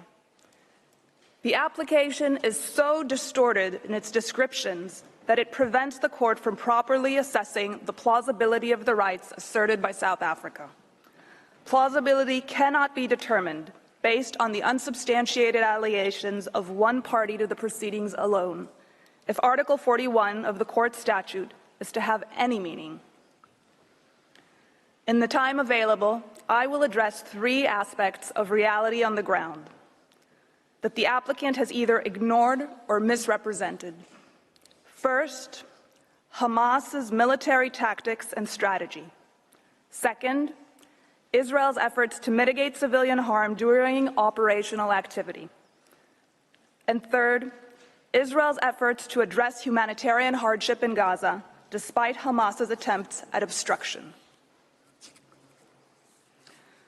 With respect to Hamas's military tactics and strategy, it is astounding that in yesterday's hearing, Hamas was mentioned only in passing and only in reference to the October 7 massacre in Israel. Listening to the presentation by the applicant, it was as if Israel is operating in Gaza against no armed adversary, but the same Hamas that carried out the October 7 attacks in Israel is the governing authority in Gaza. And the same Hamas has built a military strategy founded on embedding its assets and operatives in and amongst the civilian population. Urban warfare will always result in tragic deaths, harm, and damage. But in Gaza, these undesired outcomes are exacerbated because they are the desired outcomes of Hamas. In urban warfare, civilian casualties may be the unintended but lawful result of attacks on lawfully military objectives. International humanitarian law recognizes this reality and provides a framework for balancing military necessity with humanitarian considerations. These do not constitute genocidal acts. In the current conflict, many civilian deaths are directly caused by Hamas. Booby-trapped homes detonate and kill indiscriminately. Mines in alleyways collapse structures around them. And over 2,000 rockets, misfired by Hamas, have landed inside Gaza, causing untold levels of harm. One telling example is a blast at the Al-Hali hospital on October 17. Hamas claimed that the Israel Defense Forces, the IDF, attacked the hospital. Headlines around the world rushed to repeat this claim. The IDF later proved, and U.S. intelligence and other national security intelligence agencies independently confirmed that the blast was the result of a failed launch from within Gaza. It was not, as Hamas claimed, the fault of the IDF. Damage to civilian structures is another fact claimed by South Africa as evidence of genocide. But South Africa does not consider the sheer extent to which Hamas uses ostensibly civilian structures for military purposes. Houses, schools, mosques, UN facilities, and shelters are all abused for military purposes by Hamas, including as rocket launching sites. Hundreds of kilometers of tunnels dug by Hamas under populated areas in Gaza often cause structures above to collapse. In the slides before you, you can see a militant priming projectiles for launch on IDF forces in Gaza. You can see the holes in the residential house to hide and launch them. Here, you can see projectiles discovered underneath a bed in a child's bedroom. Here, a rocket being fired from a school. The launch site is circled in red. Here you can see firing from a UN school. You can see the letters UN on the roof, and the fire is circled in red. And here, long-range rocket launchers hidden inside a Scouts Club building. Finally, you can see part of a tunnel that runs for 4 kilometers, including nearby the Erez crossing, which is adjacent to Israel. Gaza's infrastructure has certainly been harmed during the conflict. However, South Africa would have the court believe that Israel is deliberately and unlawfully destroying homes without cause, but harm caused to lawful military objectives and harm caused as a result of Hamas's actions is not evidence of genocide. South Africa also alleges that Israel has waged an assault on Gaza's health system. What South Africa has neglected to bring before the court, however, is the overwhelming evidence of Hamas's military use of such hospitals. Hamas militants retreated to Rantisi Hospital in Gaza on October 7th with hostages from Israel, whom they then held in the basement. In the slide before you, you will see a militant going into Quds Hospital with an RPG. Hamas fired at IDF forces from near and from within the Quds Hospital. At Shifa Hospital, Gaza's largest, Hamas managed operations from a closed-off area. Here you can see an opening to the tunnel that ran for hundreds of meters directly under the hospital. Here, you can see the weapons found in different wings of the hospital. And here, CCTV footage showing armed militants bringing hostages into the hospital's lobby. More than 80 militants hiding inside another hospital, the Adwan Hospital, surrendered themselves to the IDF. And here, you can see a weapon that IDF forces discovered hidden inside incubators at the hospital. The director of the hospital has admitted that numerous members of hospital staff belong to Hamas's military wing. In the Indonesian hospital in the neighborhood of Jabalia, Hamas forces managed their operations from that hospital until the IDF reached it. IDF forces recovered the bodies of 5 murdered hostages from a tunnel dug underneath the hospital. The list goes on. In every single hospital that the IDF has searched in Gaza, it has found evidence of Hamas military use. Israel is acutely aware that because of Hamas's use of hospitals as shields for its military operations, in grave violations of international humanitarian law, patients and staff are at risk. This is why the IDF has reached out to every hospital and offered assistance in relocating patients and staff to safer areas. Hospitals have not been bombed. Rather, the IDF sends soldiers to search and dismantle military infrastructure, reducing damage and disruption. Indeed, the tunnel that sat directly under the main building in Shifa Hospital was exploded without damaging the building above. The IDF then withdrew from the hospital. Yes, damage and harm have occurred as a result of hostilities in hospitals' vicinity, sometimes by IDF fire, sometimes by Hamas, but always as a direct result of Hamas's abhorrent method of warfare. Israel has published plenty of evidence of the extensive misuse by Hamas of medical facilities in direct violations of international humanitarian law. It has brought journalists to see firsthand. It has recorded calls with hospital staffs to coordinate assistance.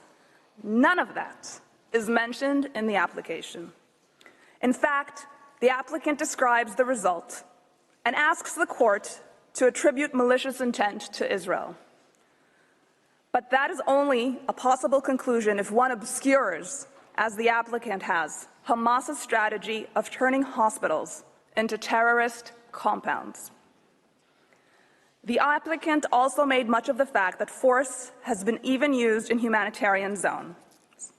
What the applicant neglected to inform the court, however, was that Hamas has, in its contempt for Palestinian civil life, regularly and deliberately fired from such zones, turning areas of relief into zones of conflict. Here before you, you can see one example of a launch site adjacent to the humanitarian zone, both amplified in larger pictures. And in the next slide, you can see evidence of a rocket launched from next to Gaza's water desalination facility. I now would like to address briefly the second issue, Israel's efforts at mitigation of civilian harm. Here, too, the applicant tells not just a partial story, but a false one. For example, the application presents Israel's call to civilians to evacuate areas of intensive hostilities, quote, as an act calculated to bring about its physical destruction, quote. This is a particularly egregious allegation that is completely disconnected from the governing legal framework of international humanitarian law. Evacuation of civilians is recognized under international humanitarian law as one of the measures that may be implemented to protect civilians from the effects of ongoing hostilities. Indeed, such evacuation may even amount to a duty that the party to the conflict has towards civilians. While temporary evacuation undoubtedly involves hardship and suffering, it is preferable to remaining in areas of intensive hostilities, all the more so when one party makes a concerted effort to use those civilians as shields. The IDF maintains a civilian harm mitigation unit to undertake this task. It works full-time to provide advance notice of areas in which the IDF intends to intensify its activities, coordinate travel routes for civilians, and secure these routes. This unit has developed a detailed map so that specific areas can be temporarily evacuated instead of evacuating entire areas. On the slide before you, you can see that map divided into areas, as well as a screenshot of a video explaining the system in Arabic so civilians may understand it. The IDF also enacts localized pauses in its operations to allow civilians to move. It does this even though Hamas does not agree to do the same, and has even attacked IDF forces securing humanitarian corridors. Excuse me, I have a request from the interpreters that you slow down the pace of your speaking. Could you please do that? Thank you. Of course. Yesterday, South Africa stated that the IDF gave 24 hours notice to civilians in northern Gaza to evacuate. In fact, the IDF urged civilians to evacuate to southern Gaza for over 3 weeks before it started its ground operation. 3 weeks that provided Hamas with advance knowledge of where and when the IDF would be operating.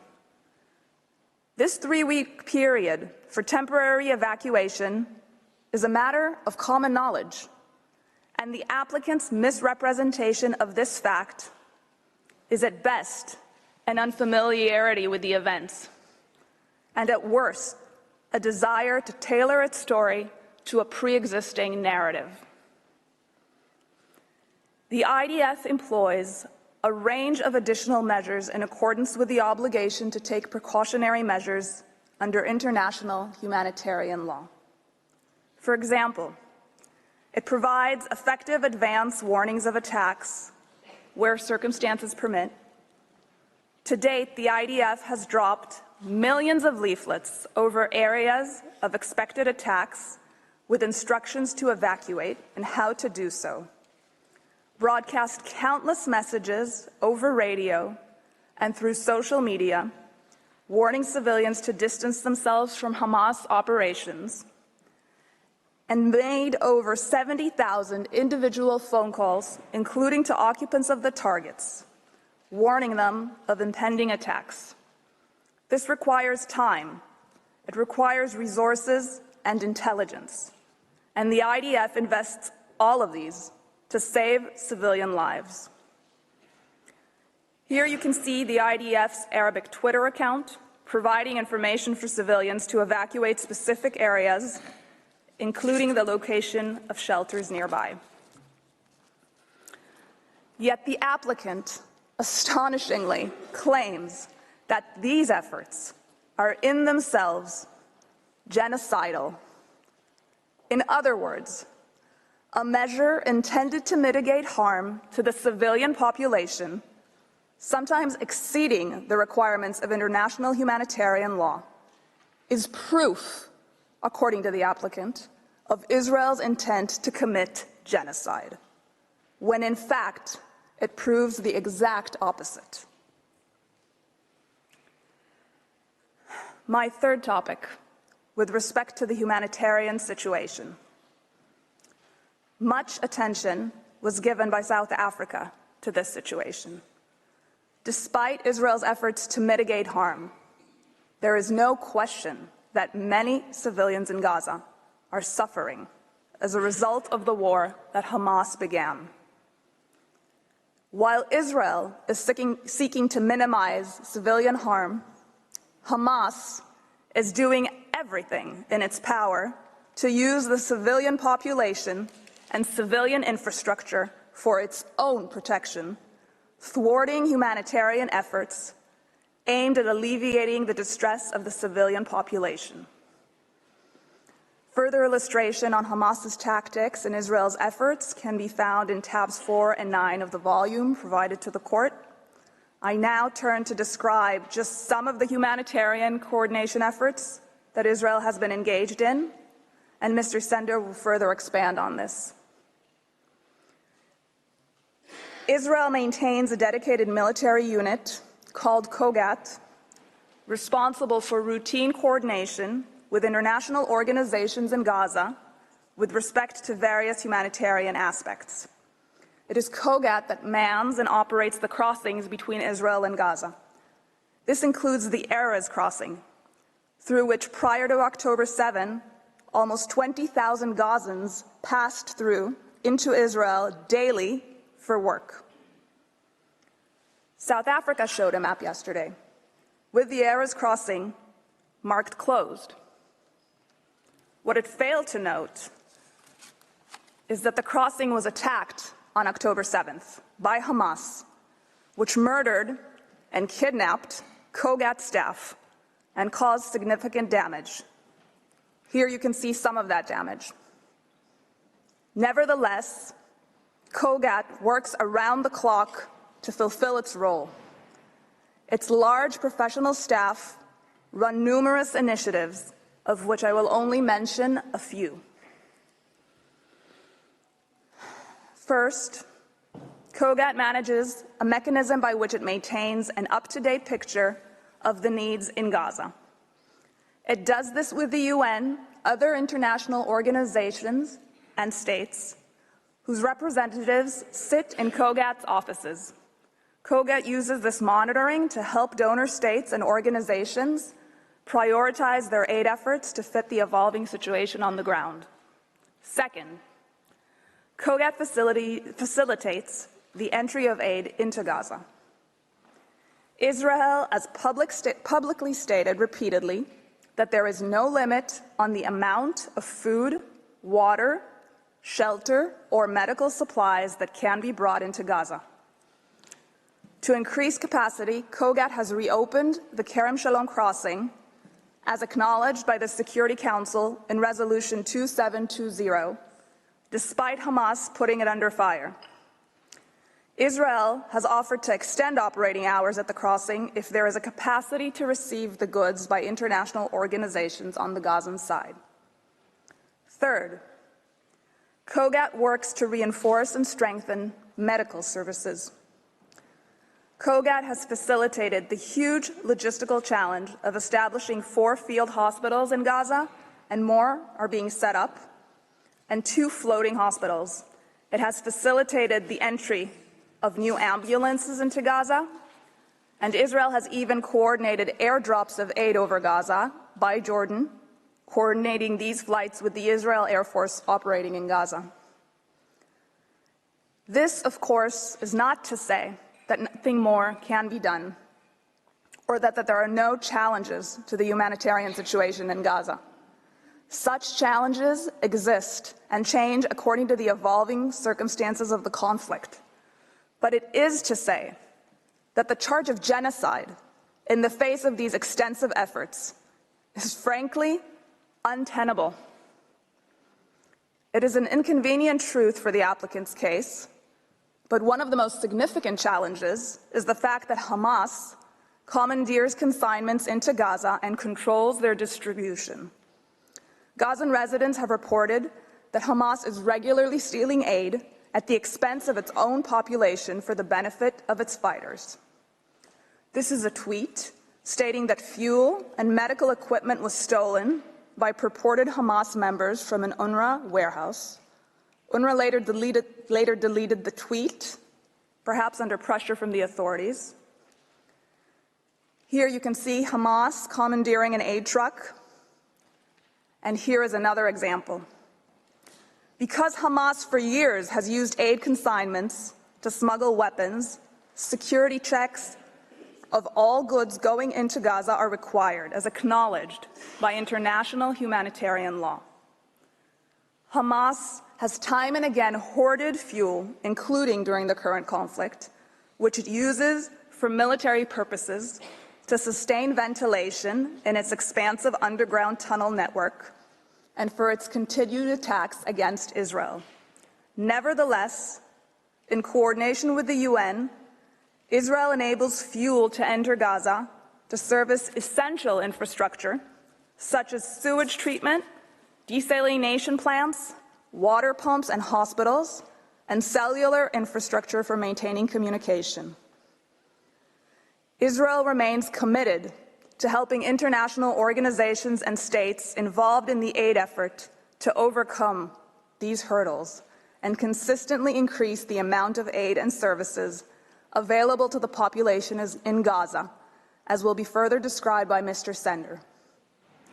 Here, a picture of incubators that the IDF provided to Shifa Hospital. Here, a picture of an ambulance convoy coordinated by COGAT. A picture of consignments.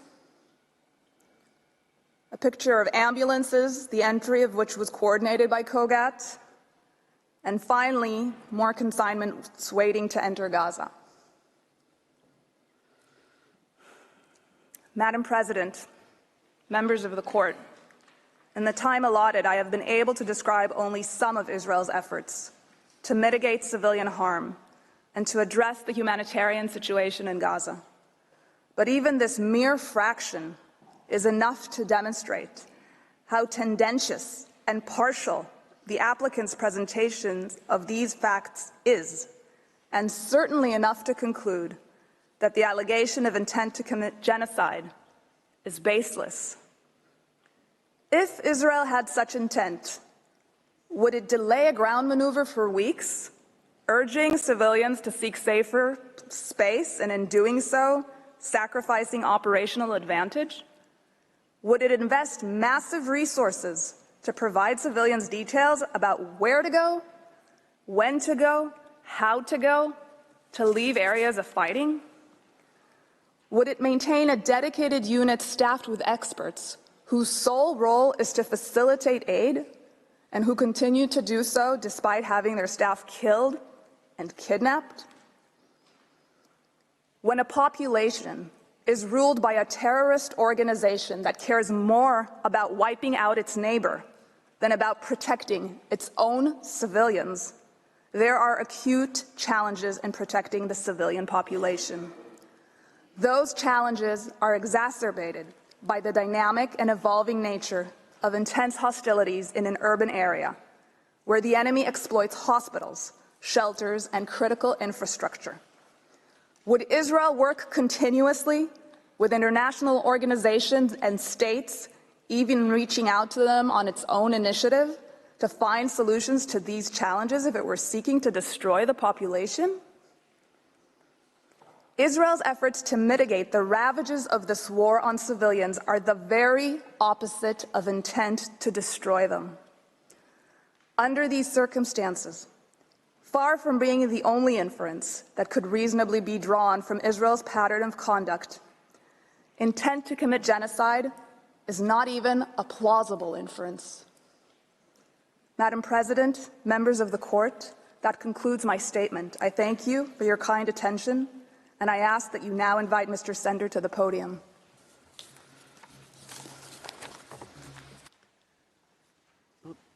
I thank Ms. Radwan, and I invite Mr. Omri Sender to address the Court. You have the floor.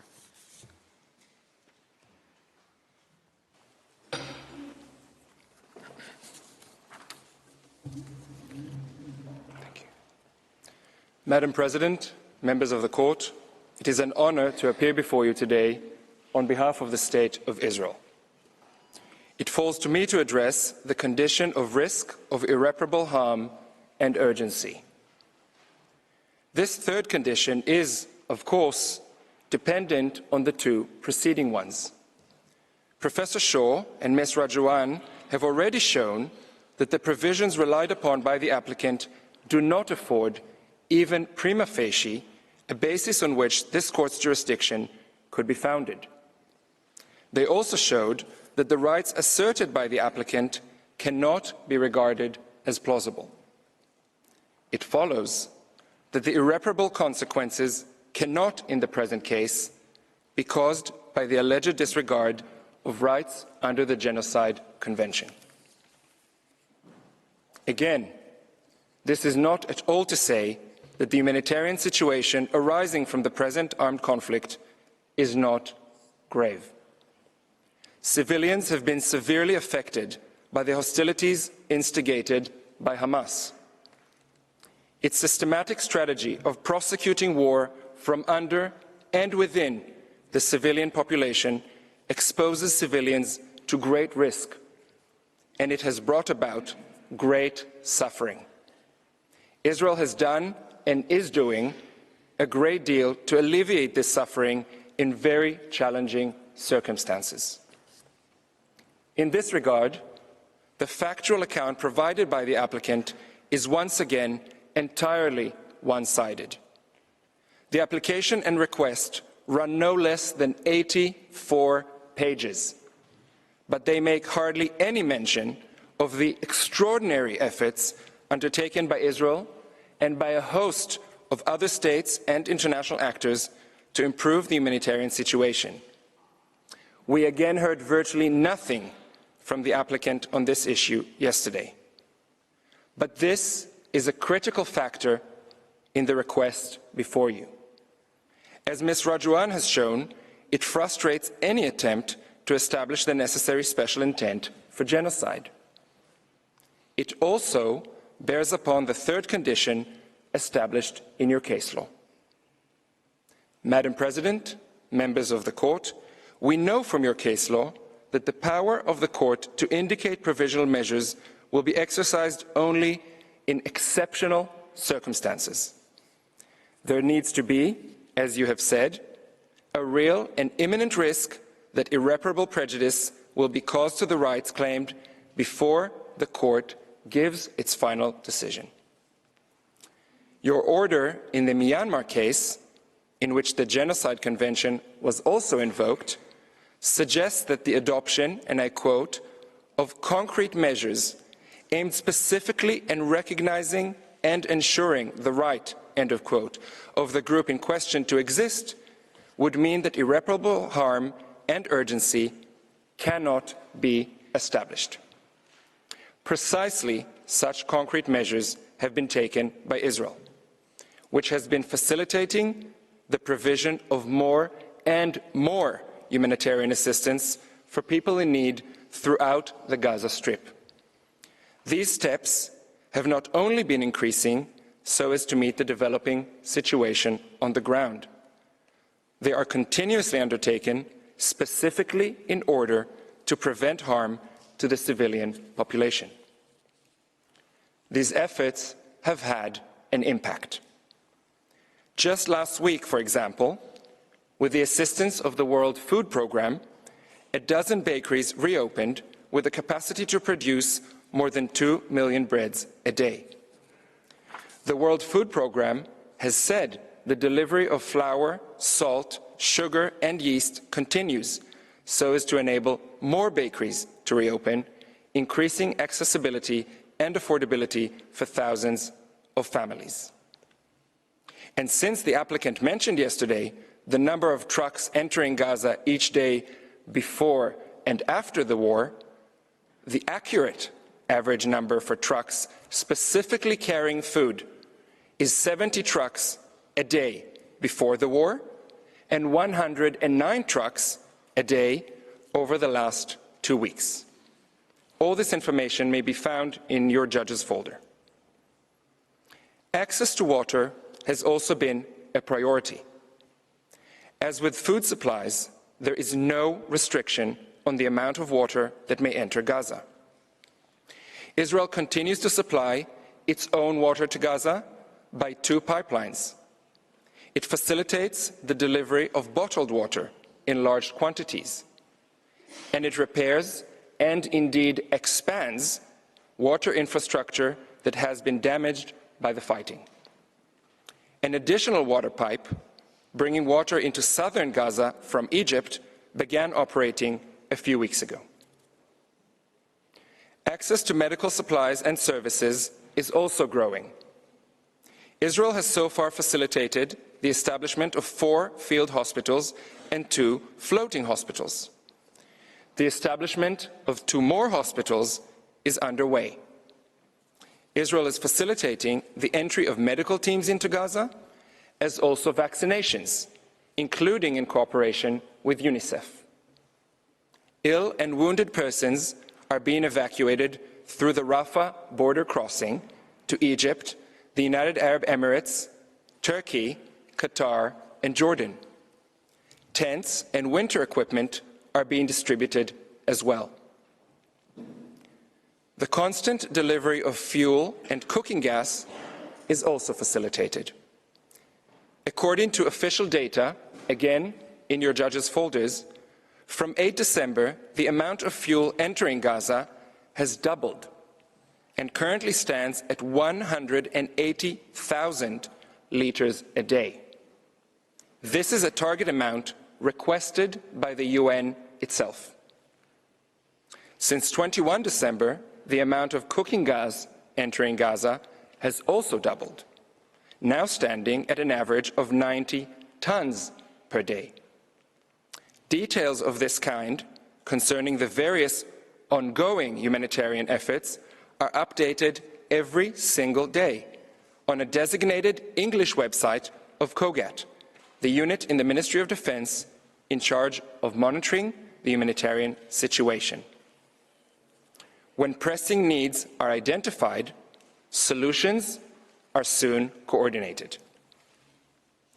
A great effort is indeed invested in eliminating bottlenecks so as to improve the entrance and distribution of aid, notwithstanding Hamas constantly stealing it. As you have heard, a joint operations room involving Israel, Egypt, the United States, and the UN operates daily to solve in real time logistical difficulties. Israel also coordinates with various UN agencies and the ICRC to address their own needs. On 15 December, Israel decided to open its crossing at Kerem Shalom with the express intention to improve and upgrade the delivery of humanitarian assistance to Palestinian civilians in Gaza.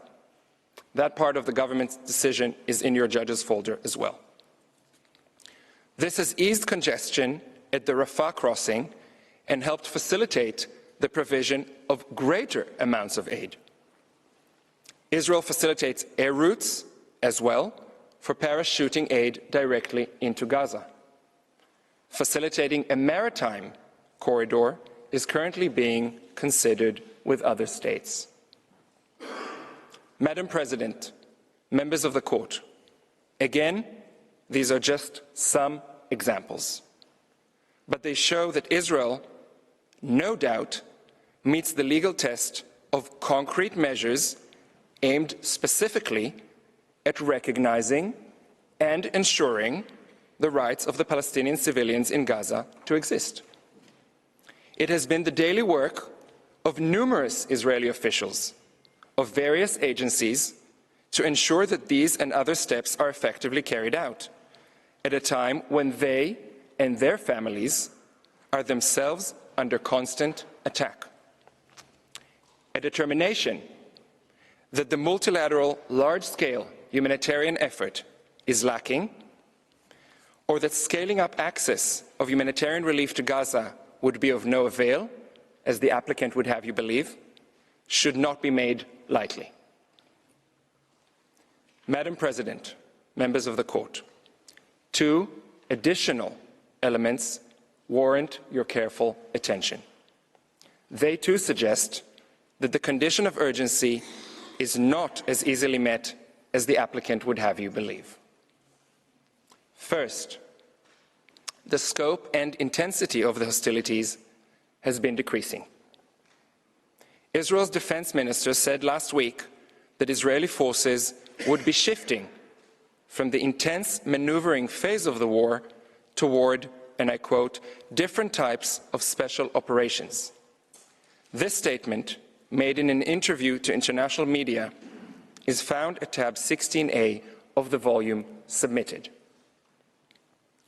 This week, on 8 January, the spokesperson for the Israeli military confirmed that the Israeli campaign had already started a transition to fewer ground troops and fewer airstrikes. The war shifted a stage, he said. As you will see in tab 16B of the volume, he spoke of a new and less intense phase of fighting. He specifically mentioned that Israel will continue to reduce the number of troops in Gaza. 5 brigades, consisting of thousands of soldiers, have already been withdrawn from the territory. Second, the UN Security Council has only recently adopted a resolution for the specific purpose of alleviating the humanitarian situation.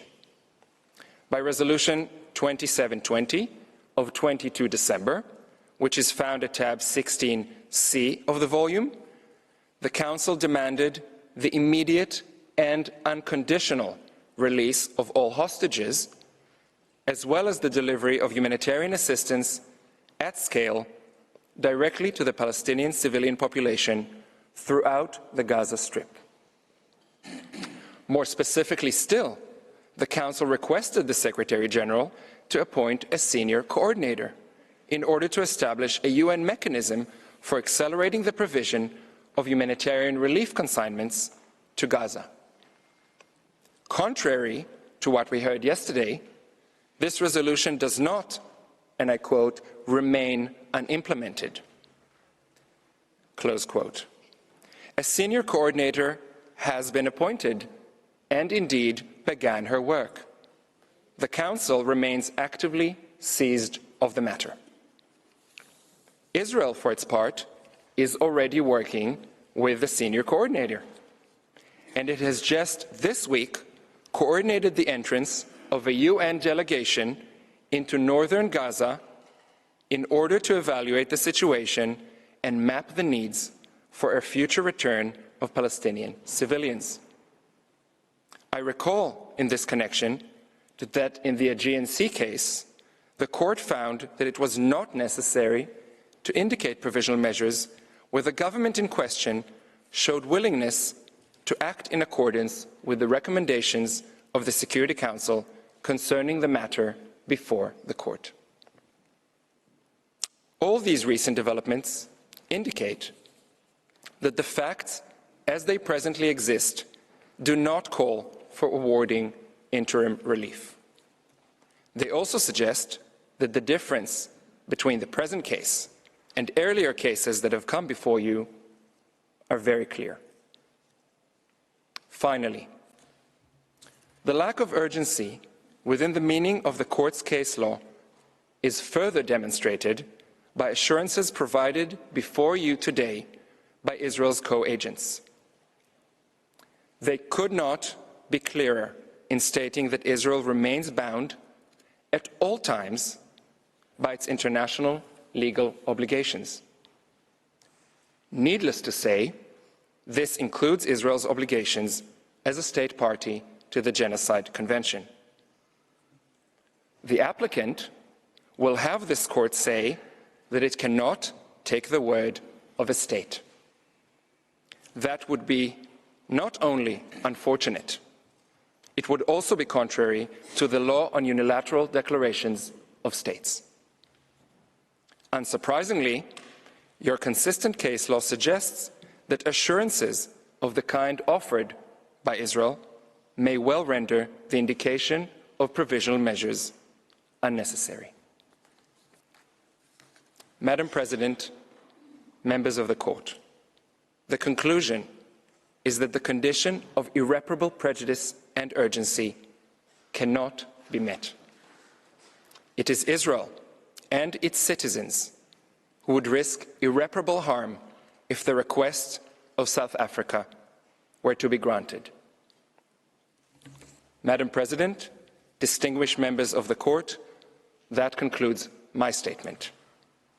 I thank you for your kind attention, and I ask that you now invite Mr. Staker to the podium. I thank Mr. Sender, and I now invite Mr. Christopher Staker to take the floor. You have the floor, sir.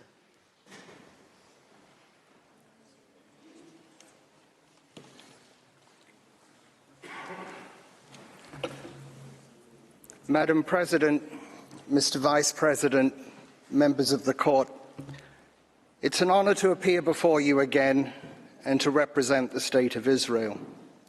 You've now been addressed on why the conditions for provisional measures are not met. That being so, there's no need to examine the 9 particular measures that South Africa requests.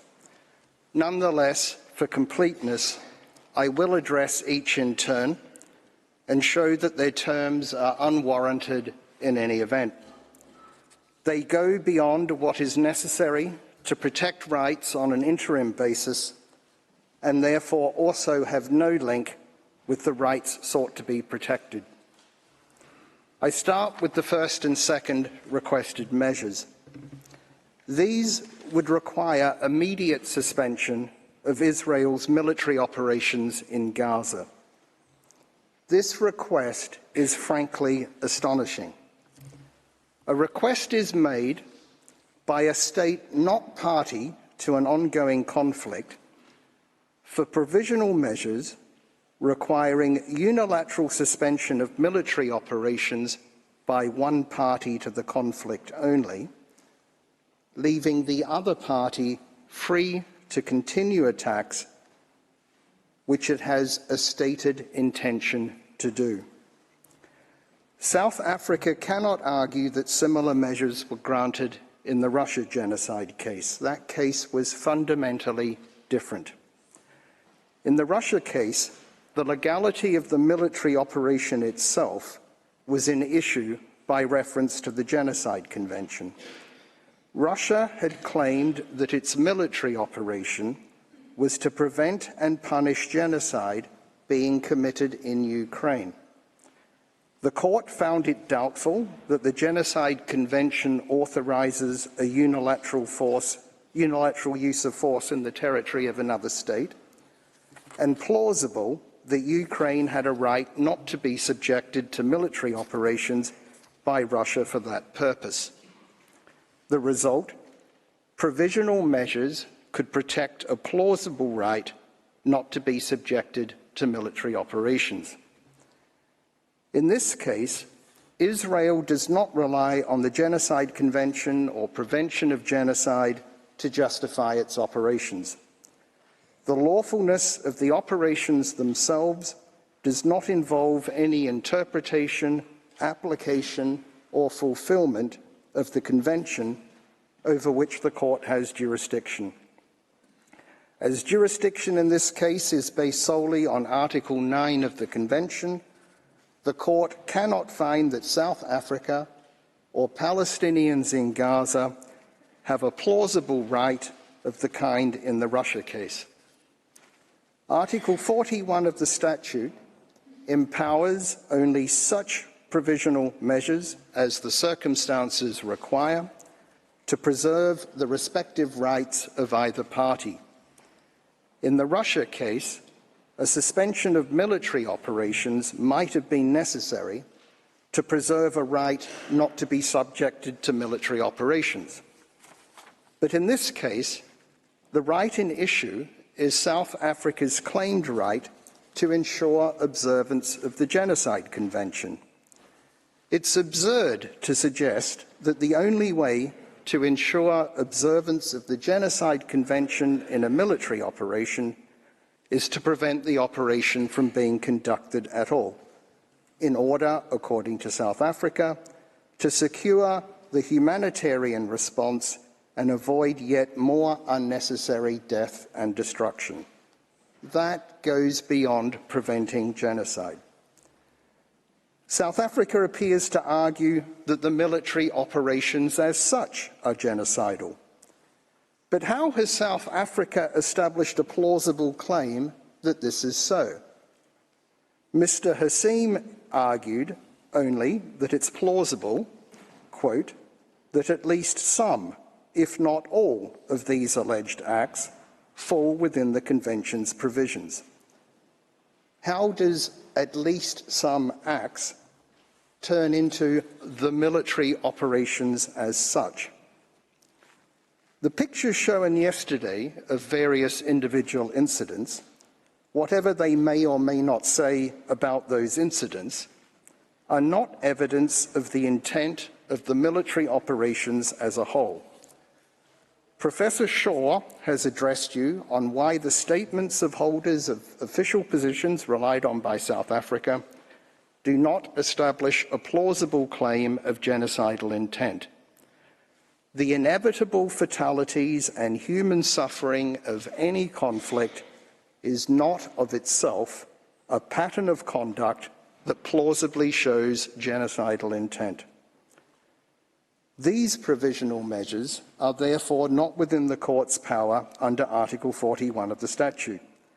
They go well beyond anything required to preserve the specific rights in issue, namely the observance of the Convention in military operations. They seek instead to shut down the military operations themselves. The requested measures seek to reverse the Bosnia case. When provisional measures were ordered in that case, the armed conflict was still in progress. The allegations in that case were similar to those made in this case. Bosnia and Herzegovina specifically requested a provisional measure requiring Yugoslavia to cease and desist from any and all types of military or paramilitary activities against the people, state and government of Bosnia and Herzegovina. But the court did not grant it, even though, unlike in this case, an ongoing genocide was said to be in progress on the territory of the very state seeking provisional measures, and both parties to the conflict were parties to the case. The court said expressly that it refused because such a measure would be for the protection of a right that could not form the basis of a judgment in exercise of jurisdiction under the Genocide Convention. There is no reason to depart from that case law. In any event, provisional measures cannot be indicated if, as in this case, they would cause irreparable prejudice to the respondent or are out of proportion with the protection that they're intended to give to the applicant. The fact is that provisional measures impose burdens on the party to which they are addressed in order to protect potentially non-existent rights of another party. It would be contrary to the sovereign equality of states for such burdens to be imposed without regard to their effects on the state to which they are addressed. As Judge Abraham said in the pulp mills case, in a request for provisional measures, the court is faced with conflicting rights claimed by the respective parties and cannot avoid weighing those rights against each other. In the Financing of Terrorism Convention case, Judge Tomka said that the court, when considering requests for provisional measures, is expected to weigh and balance the respective rights of the parties. He went on to note, citing specific examples, that this requirement has been observed in the court's practice. The court has made clear in other provisional measures orders that it must preserve the respective rights of both parties. Its established jurisprudence is that Article 41 of the statute, quote, has as its object the preservation of the respective rights claimed by the parties, unquote. That is to say, both parties. The respective rights to be preserved are thus not only the plausible but yet to be determined rights claimed by the applicant, but also the plausible and yet to be determined rights of the respondent to engage in conduct that provisional measures would restrain. Other international dispute settlement fora also balance the interests of both parties when ordering provisional measures. Already a century ago, a mixed arbitral tribunal recognized a principle that the possible injury to the addressee of provisional measures must not be out of proportion with the advantage which the claimant hopes to derive from them. The Institute of International Law has now recognized a general principle of law that international and national courts and tribunals may grant interim relief and, as a requirement for such measures, that the risk of injury to the applicant must outweigh the risk of injury to the respondent. This principle is also recognized by other international dispute settlement mechanisms. Other principles applied when indicating provisional measures are that none of the parties can be put at a disadvantage, that measures should not go beyond what is necessary to achieve their end, that the measures must not cause irreparable prejudice to the rights of the respondent, and that any impression of bias must be avoided. These principles are all aspects of the most basic and elementary duty of the court to ensure equality between the parties. Article 41 of the statute states that provisional measures are to preserve the respective rights of either party. It does not refer solely to the rights of the applicant for provisional measures. Not to apply such principles would be absurd. Suppose that the Genocide Convention and the court had already been in existence during the Second World War, and that the Allied powers were all parties to the Convention without reservation, while the Axis powers were not. Suppose that a neutral state had brought proceedings against the Allied powers, alleging breaches of the Genocide Convention and their conduct of hostilities, and requesting provisional measures requiring the Allies to cease hostilities immediately, invoking pictures of civilian fatalities and suffering in the war as a plausible claim. Such provisional measures would have required the Allies to surrender to the Axis powers, even though the case against them might later have been held to be wholly unfounded, without any consideration by the court of whether genocide was being committed by the Axis powers. Provisional measures must have their limits. Could a provisional measure require a state to change its government or to vote in a particular way in the General Assembly? The answer must be no. Can provisional measures require a state to refrain from exercising a plausible right to defend itself? The answer must be the same. In this case, the balancing of interests must take into account the following. First, Hamas is considered to be a terrorist organization by Israel and other states. Second, it's undisputed that on 7 October, Hamas committed on Israeli territory a large-scale terrorist attack. This is continuing. Third, Israel's right to conduct the military operations in exercise of its right to defend itself has been recognized internationally. Fourth, Israel is committed to complying with international humanitarian law. And fifth, Israel is taking steps to alleviate the humanitarian situation. The co-agents and other counsel have and will address you on this. Sixth, this is not a case where provisional measures could require both parties to a conflict to exercise mutual restraint. They would not be binding on Hamas. Seventh, Hamas has made clear its intention to carry out continuing attacks against Israel and its citizens. Eighth, provisional measures would deprive Israel of the ability to contend with this security threat against it. More rockets could be fired into its territory, more of its citizens could be taken hostage, raped and tortured, and further atrocities could be conducted from across the Gazan border, but provisional measures would prevent Israel from doing anything. Ninth, provisional measures would end attempts to rescue those already taken hostage. 10th, suspension of military operations would give Hamas space to preserve and build its capabilities, enabling it to pose an even greater threat and to use remaining hostages as bargaining chips.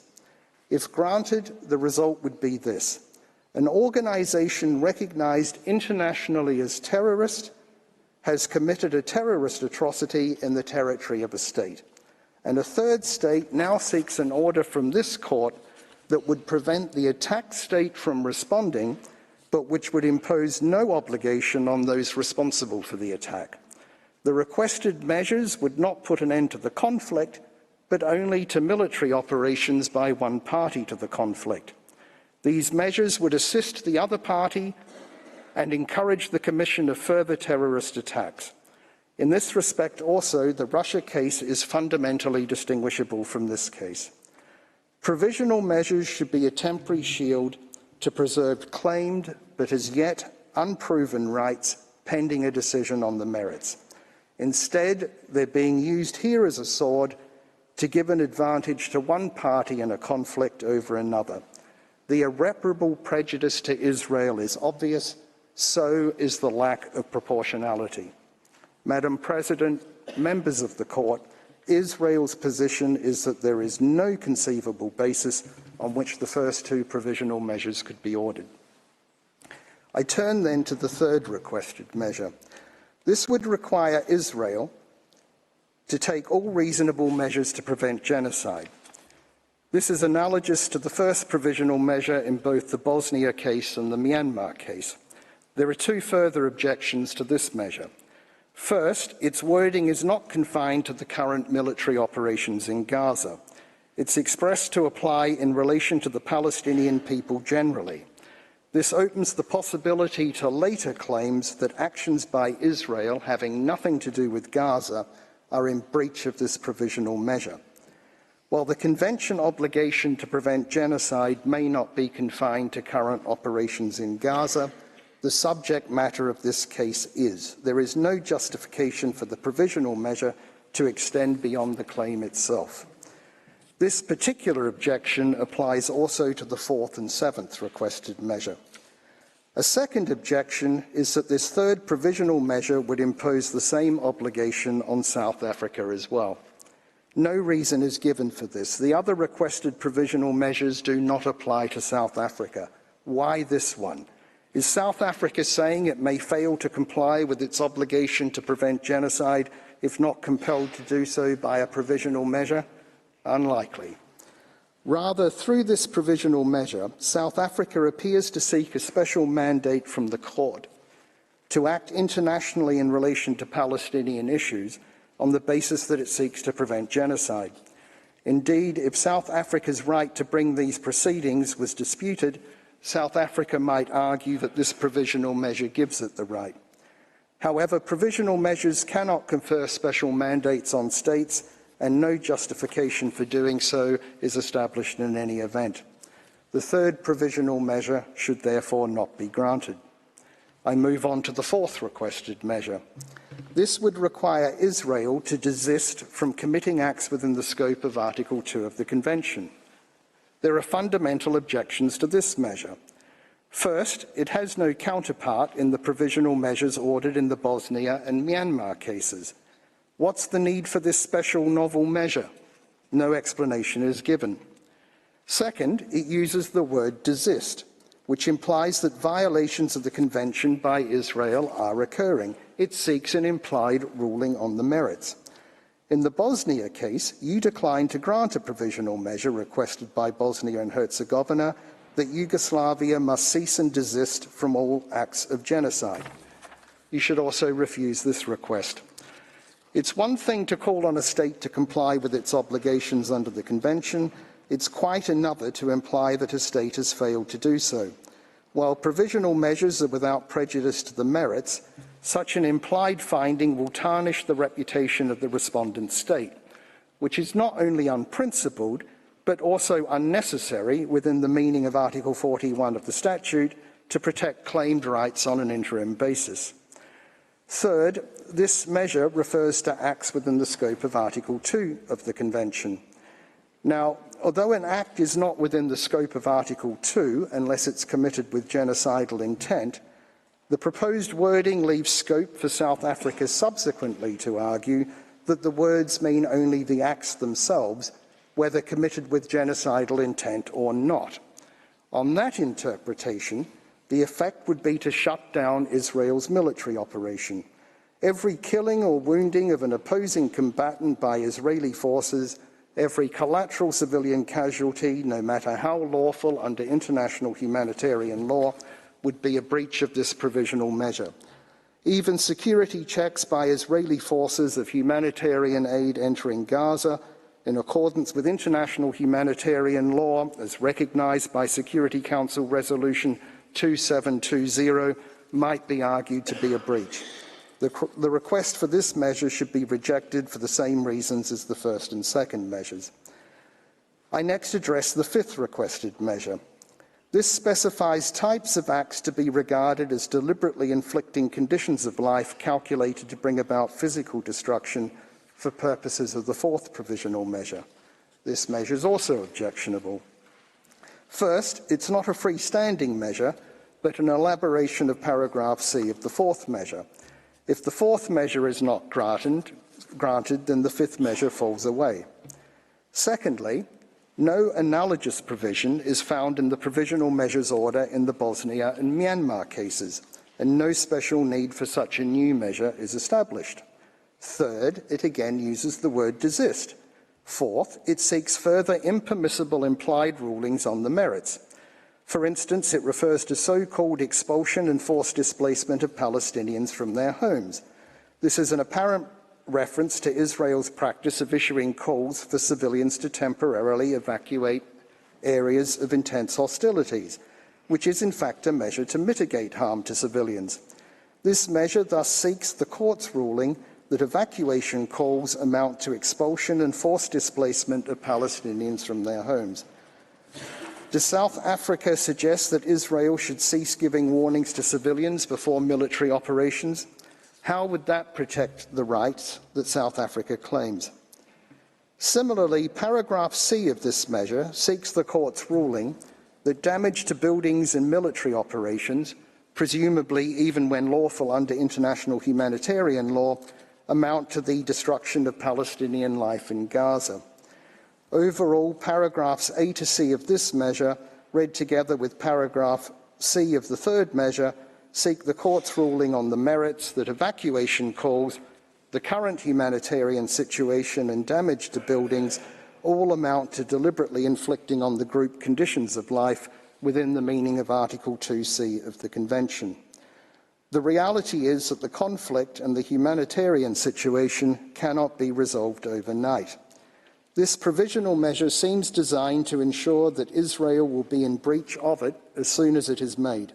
Its sole purpose seems to be to prejudice the merits, not to preserve rights on an interim basis. it should also not be granted. The sixth requested measure incorporates two separate measures.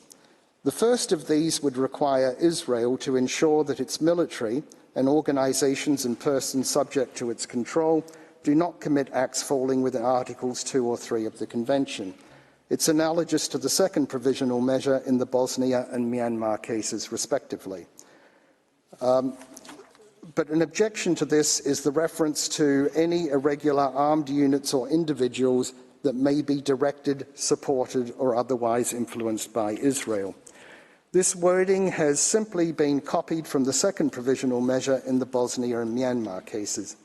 However, in those cases, the applications instituting proceedings expressly allege the existence of irregular armed units. The reference is inappropriate in this case.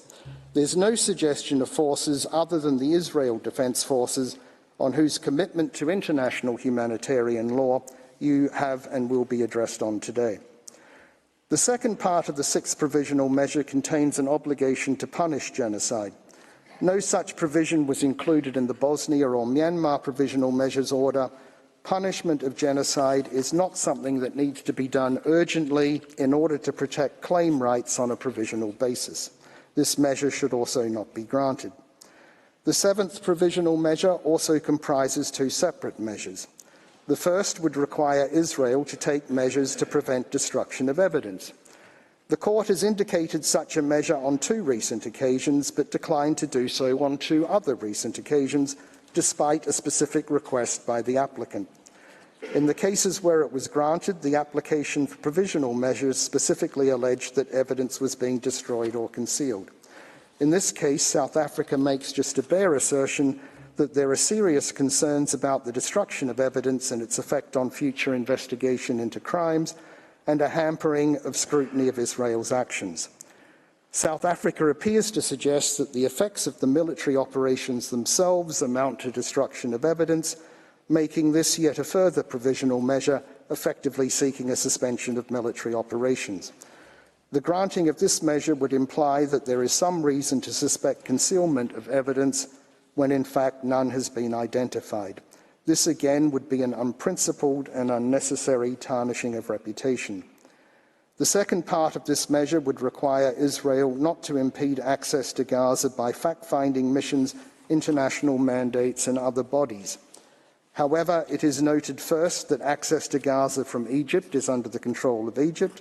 Secondly, Israel has no obligation under international law to allow access from its territory into Gaza. Thirdly, a provisional measure to this effect was requested by the applicant in the Myanmar case, and it was not granted by the Court. The need for this measure has not been established.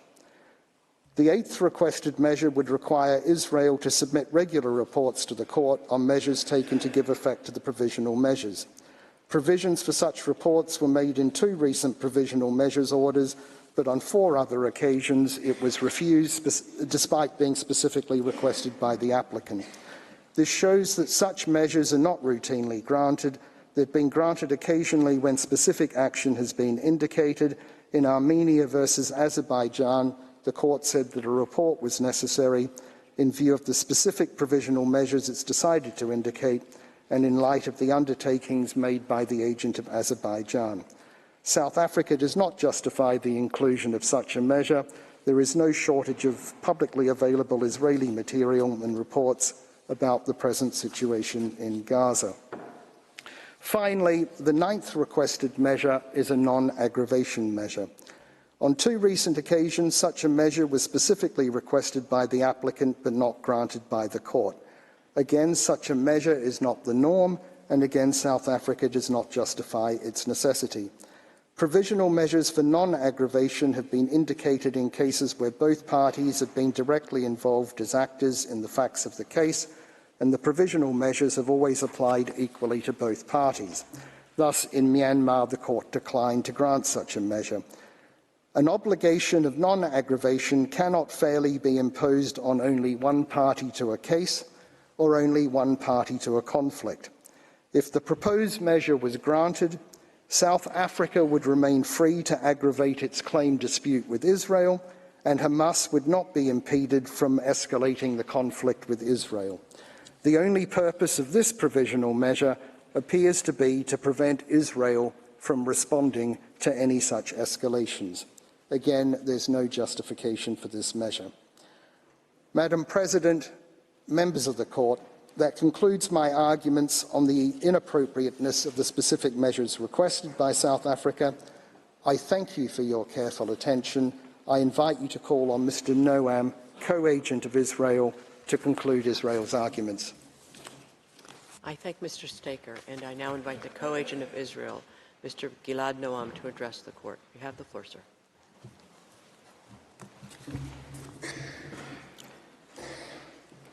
Madam President, members of the Court, Council have shown that the applicant has failed to make the case for the indication of provisional measures. More specifically, 1.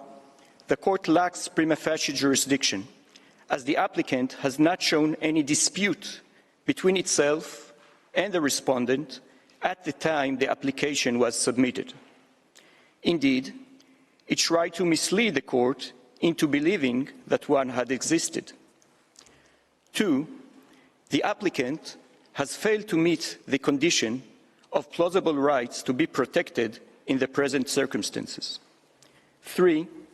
The simple reality is that the events which are the subject of these proceedings are occurring in the framework of a war instigated by Hamas, governed by the legal framework of international humanitarian law.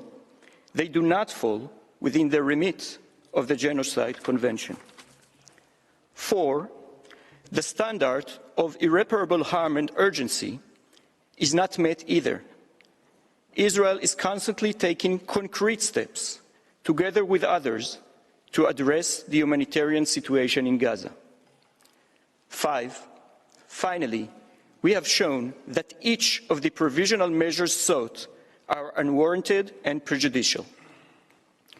All this requires that we give attention to two fundamental matters arising from these proceedings. The first is that the applicant seeks to portray an image of Israel as a lawless state that regards itself as beyond and above the law.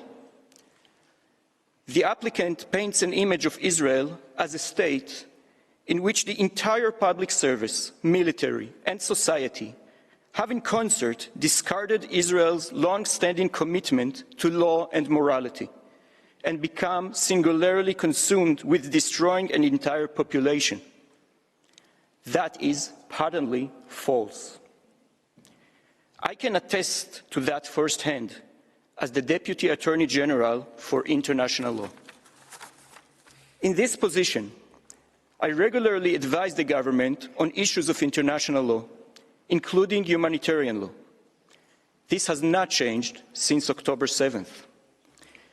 The conflict with Hamas poses serious operational and legal challenges. In conducting close-quarter urban combat while mitigating harm to the surroundings, in seeking to put a stop to Hamas military use of hospitals while minimizing disruption of medical services, in helping civilians leave areas of the most intense fighting while Hamas forces them to stay in the line of fire, in facilitating the provision of aid when that aid is constantly stolen by Hamas to sustain its military efforts, in balancing humanitarian considerations with the need to act forcefully against an adversary that still fires rockets deep into our country and holds our citizens hostage. As the authority responsible for international law advice to Israel's government and cabinet, I can attest that in contending with these challenges, Israel remains committed to international law. When the cannons roar in Gaza, the law is not silent. This has been the case since Israel's establishment in 1948, the same year the Genocide Convention was adopted. Israel's commitment to the rule of law has remained steadfast throughout our history, despite the complex challenges we face as a nation. It reflects the commitments made at the time the state was established, as reflected in our Declaration of Independence, which makes express reference to the principles of the Charter of the United Nations. In 1948, too, Israel was at war, forced upon it. Yet, despite being engaged in a war for its survival, the young state gave great importance to immediately establishing an effective, independent, and impartial legal system. Indeed, one of the first steps the newly formed IDF took in the midst of a war was to establish a military justice system. This system has evolved into an integral part of the institutional structure of the IDF. Thus, the IDF Military Advocate General holds the highest rank in the IDF, save the Chief of Staff, and is institutionally independent from the military chain of command. Her staff, including international law experts, are interwoven into all aspects of the military's activities. They provide legal training and education. They are involved in the drafting and preparation of military plans and doctrines.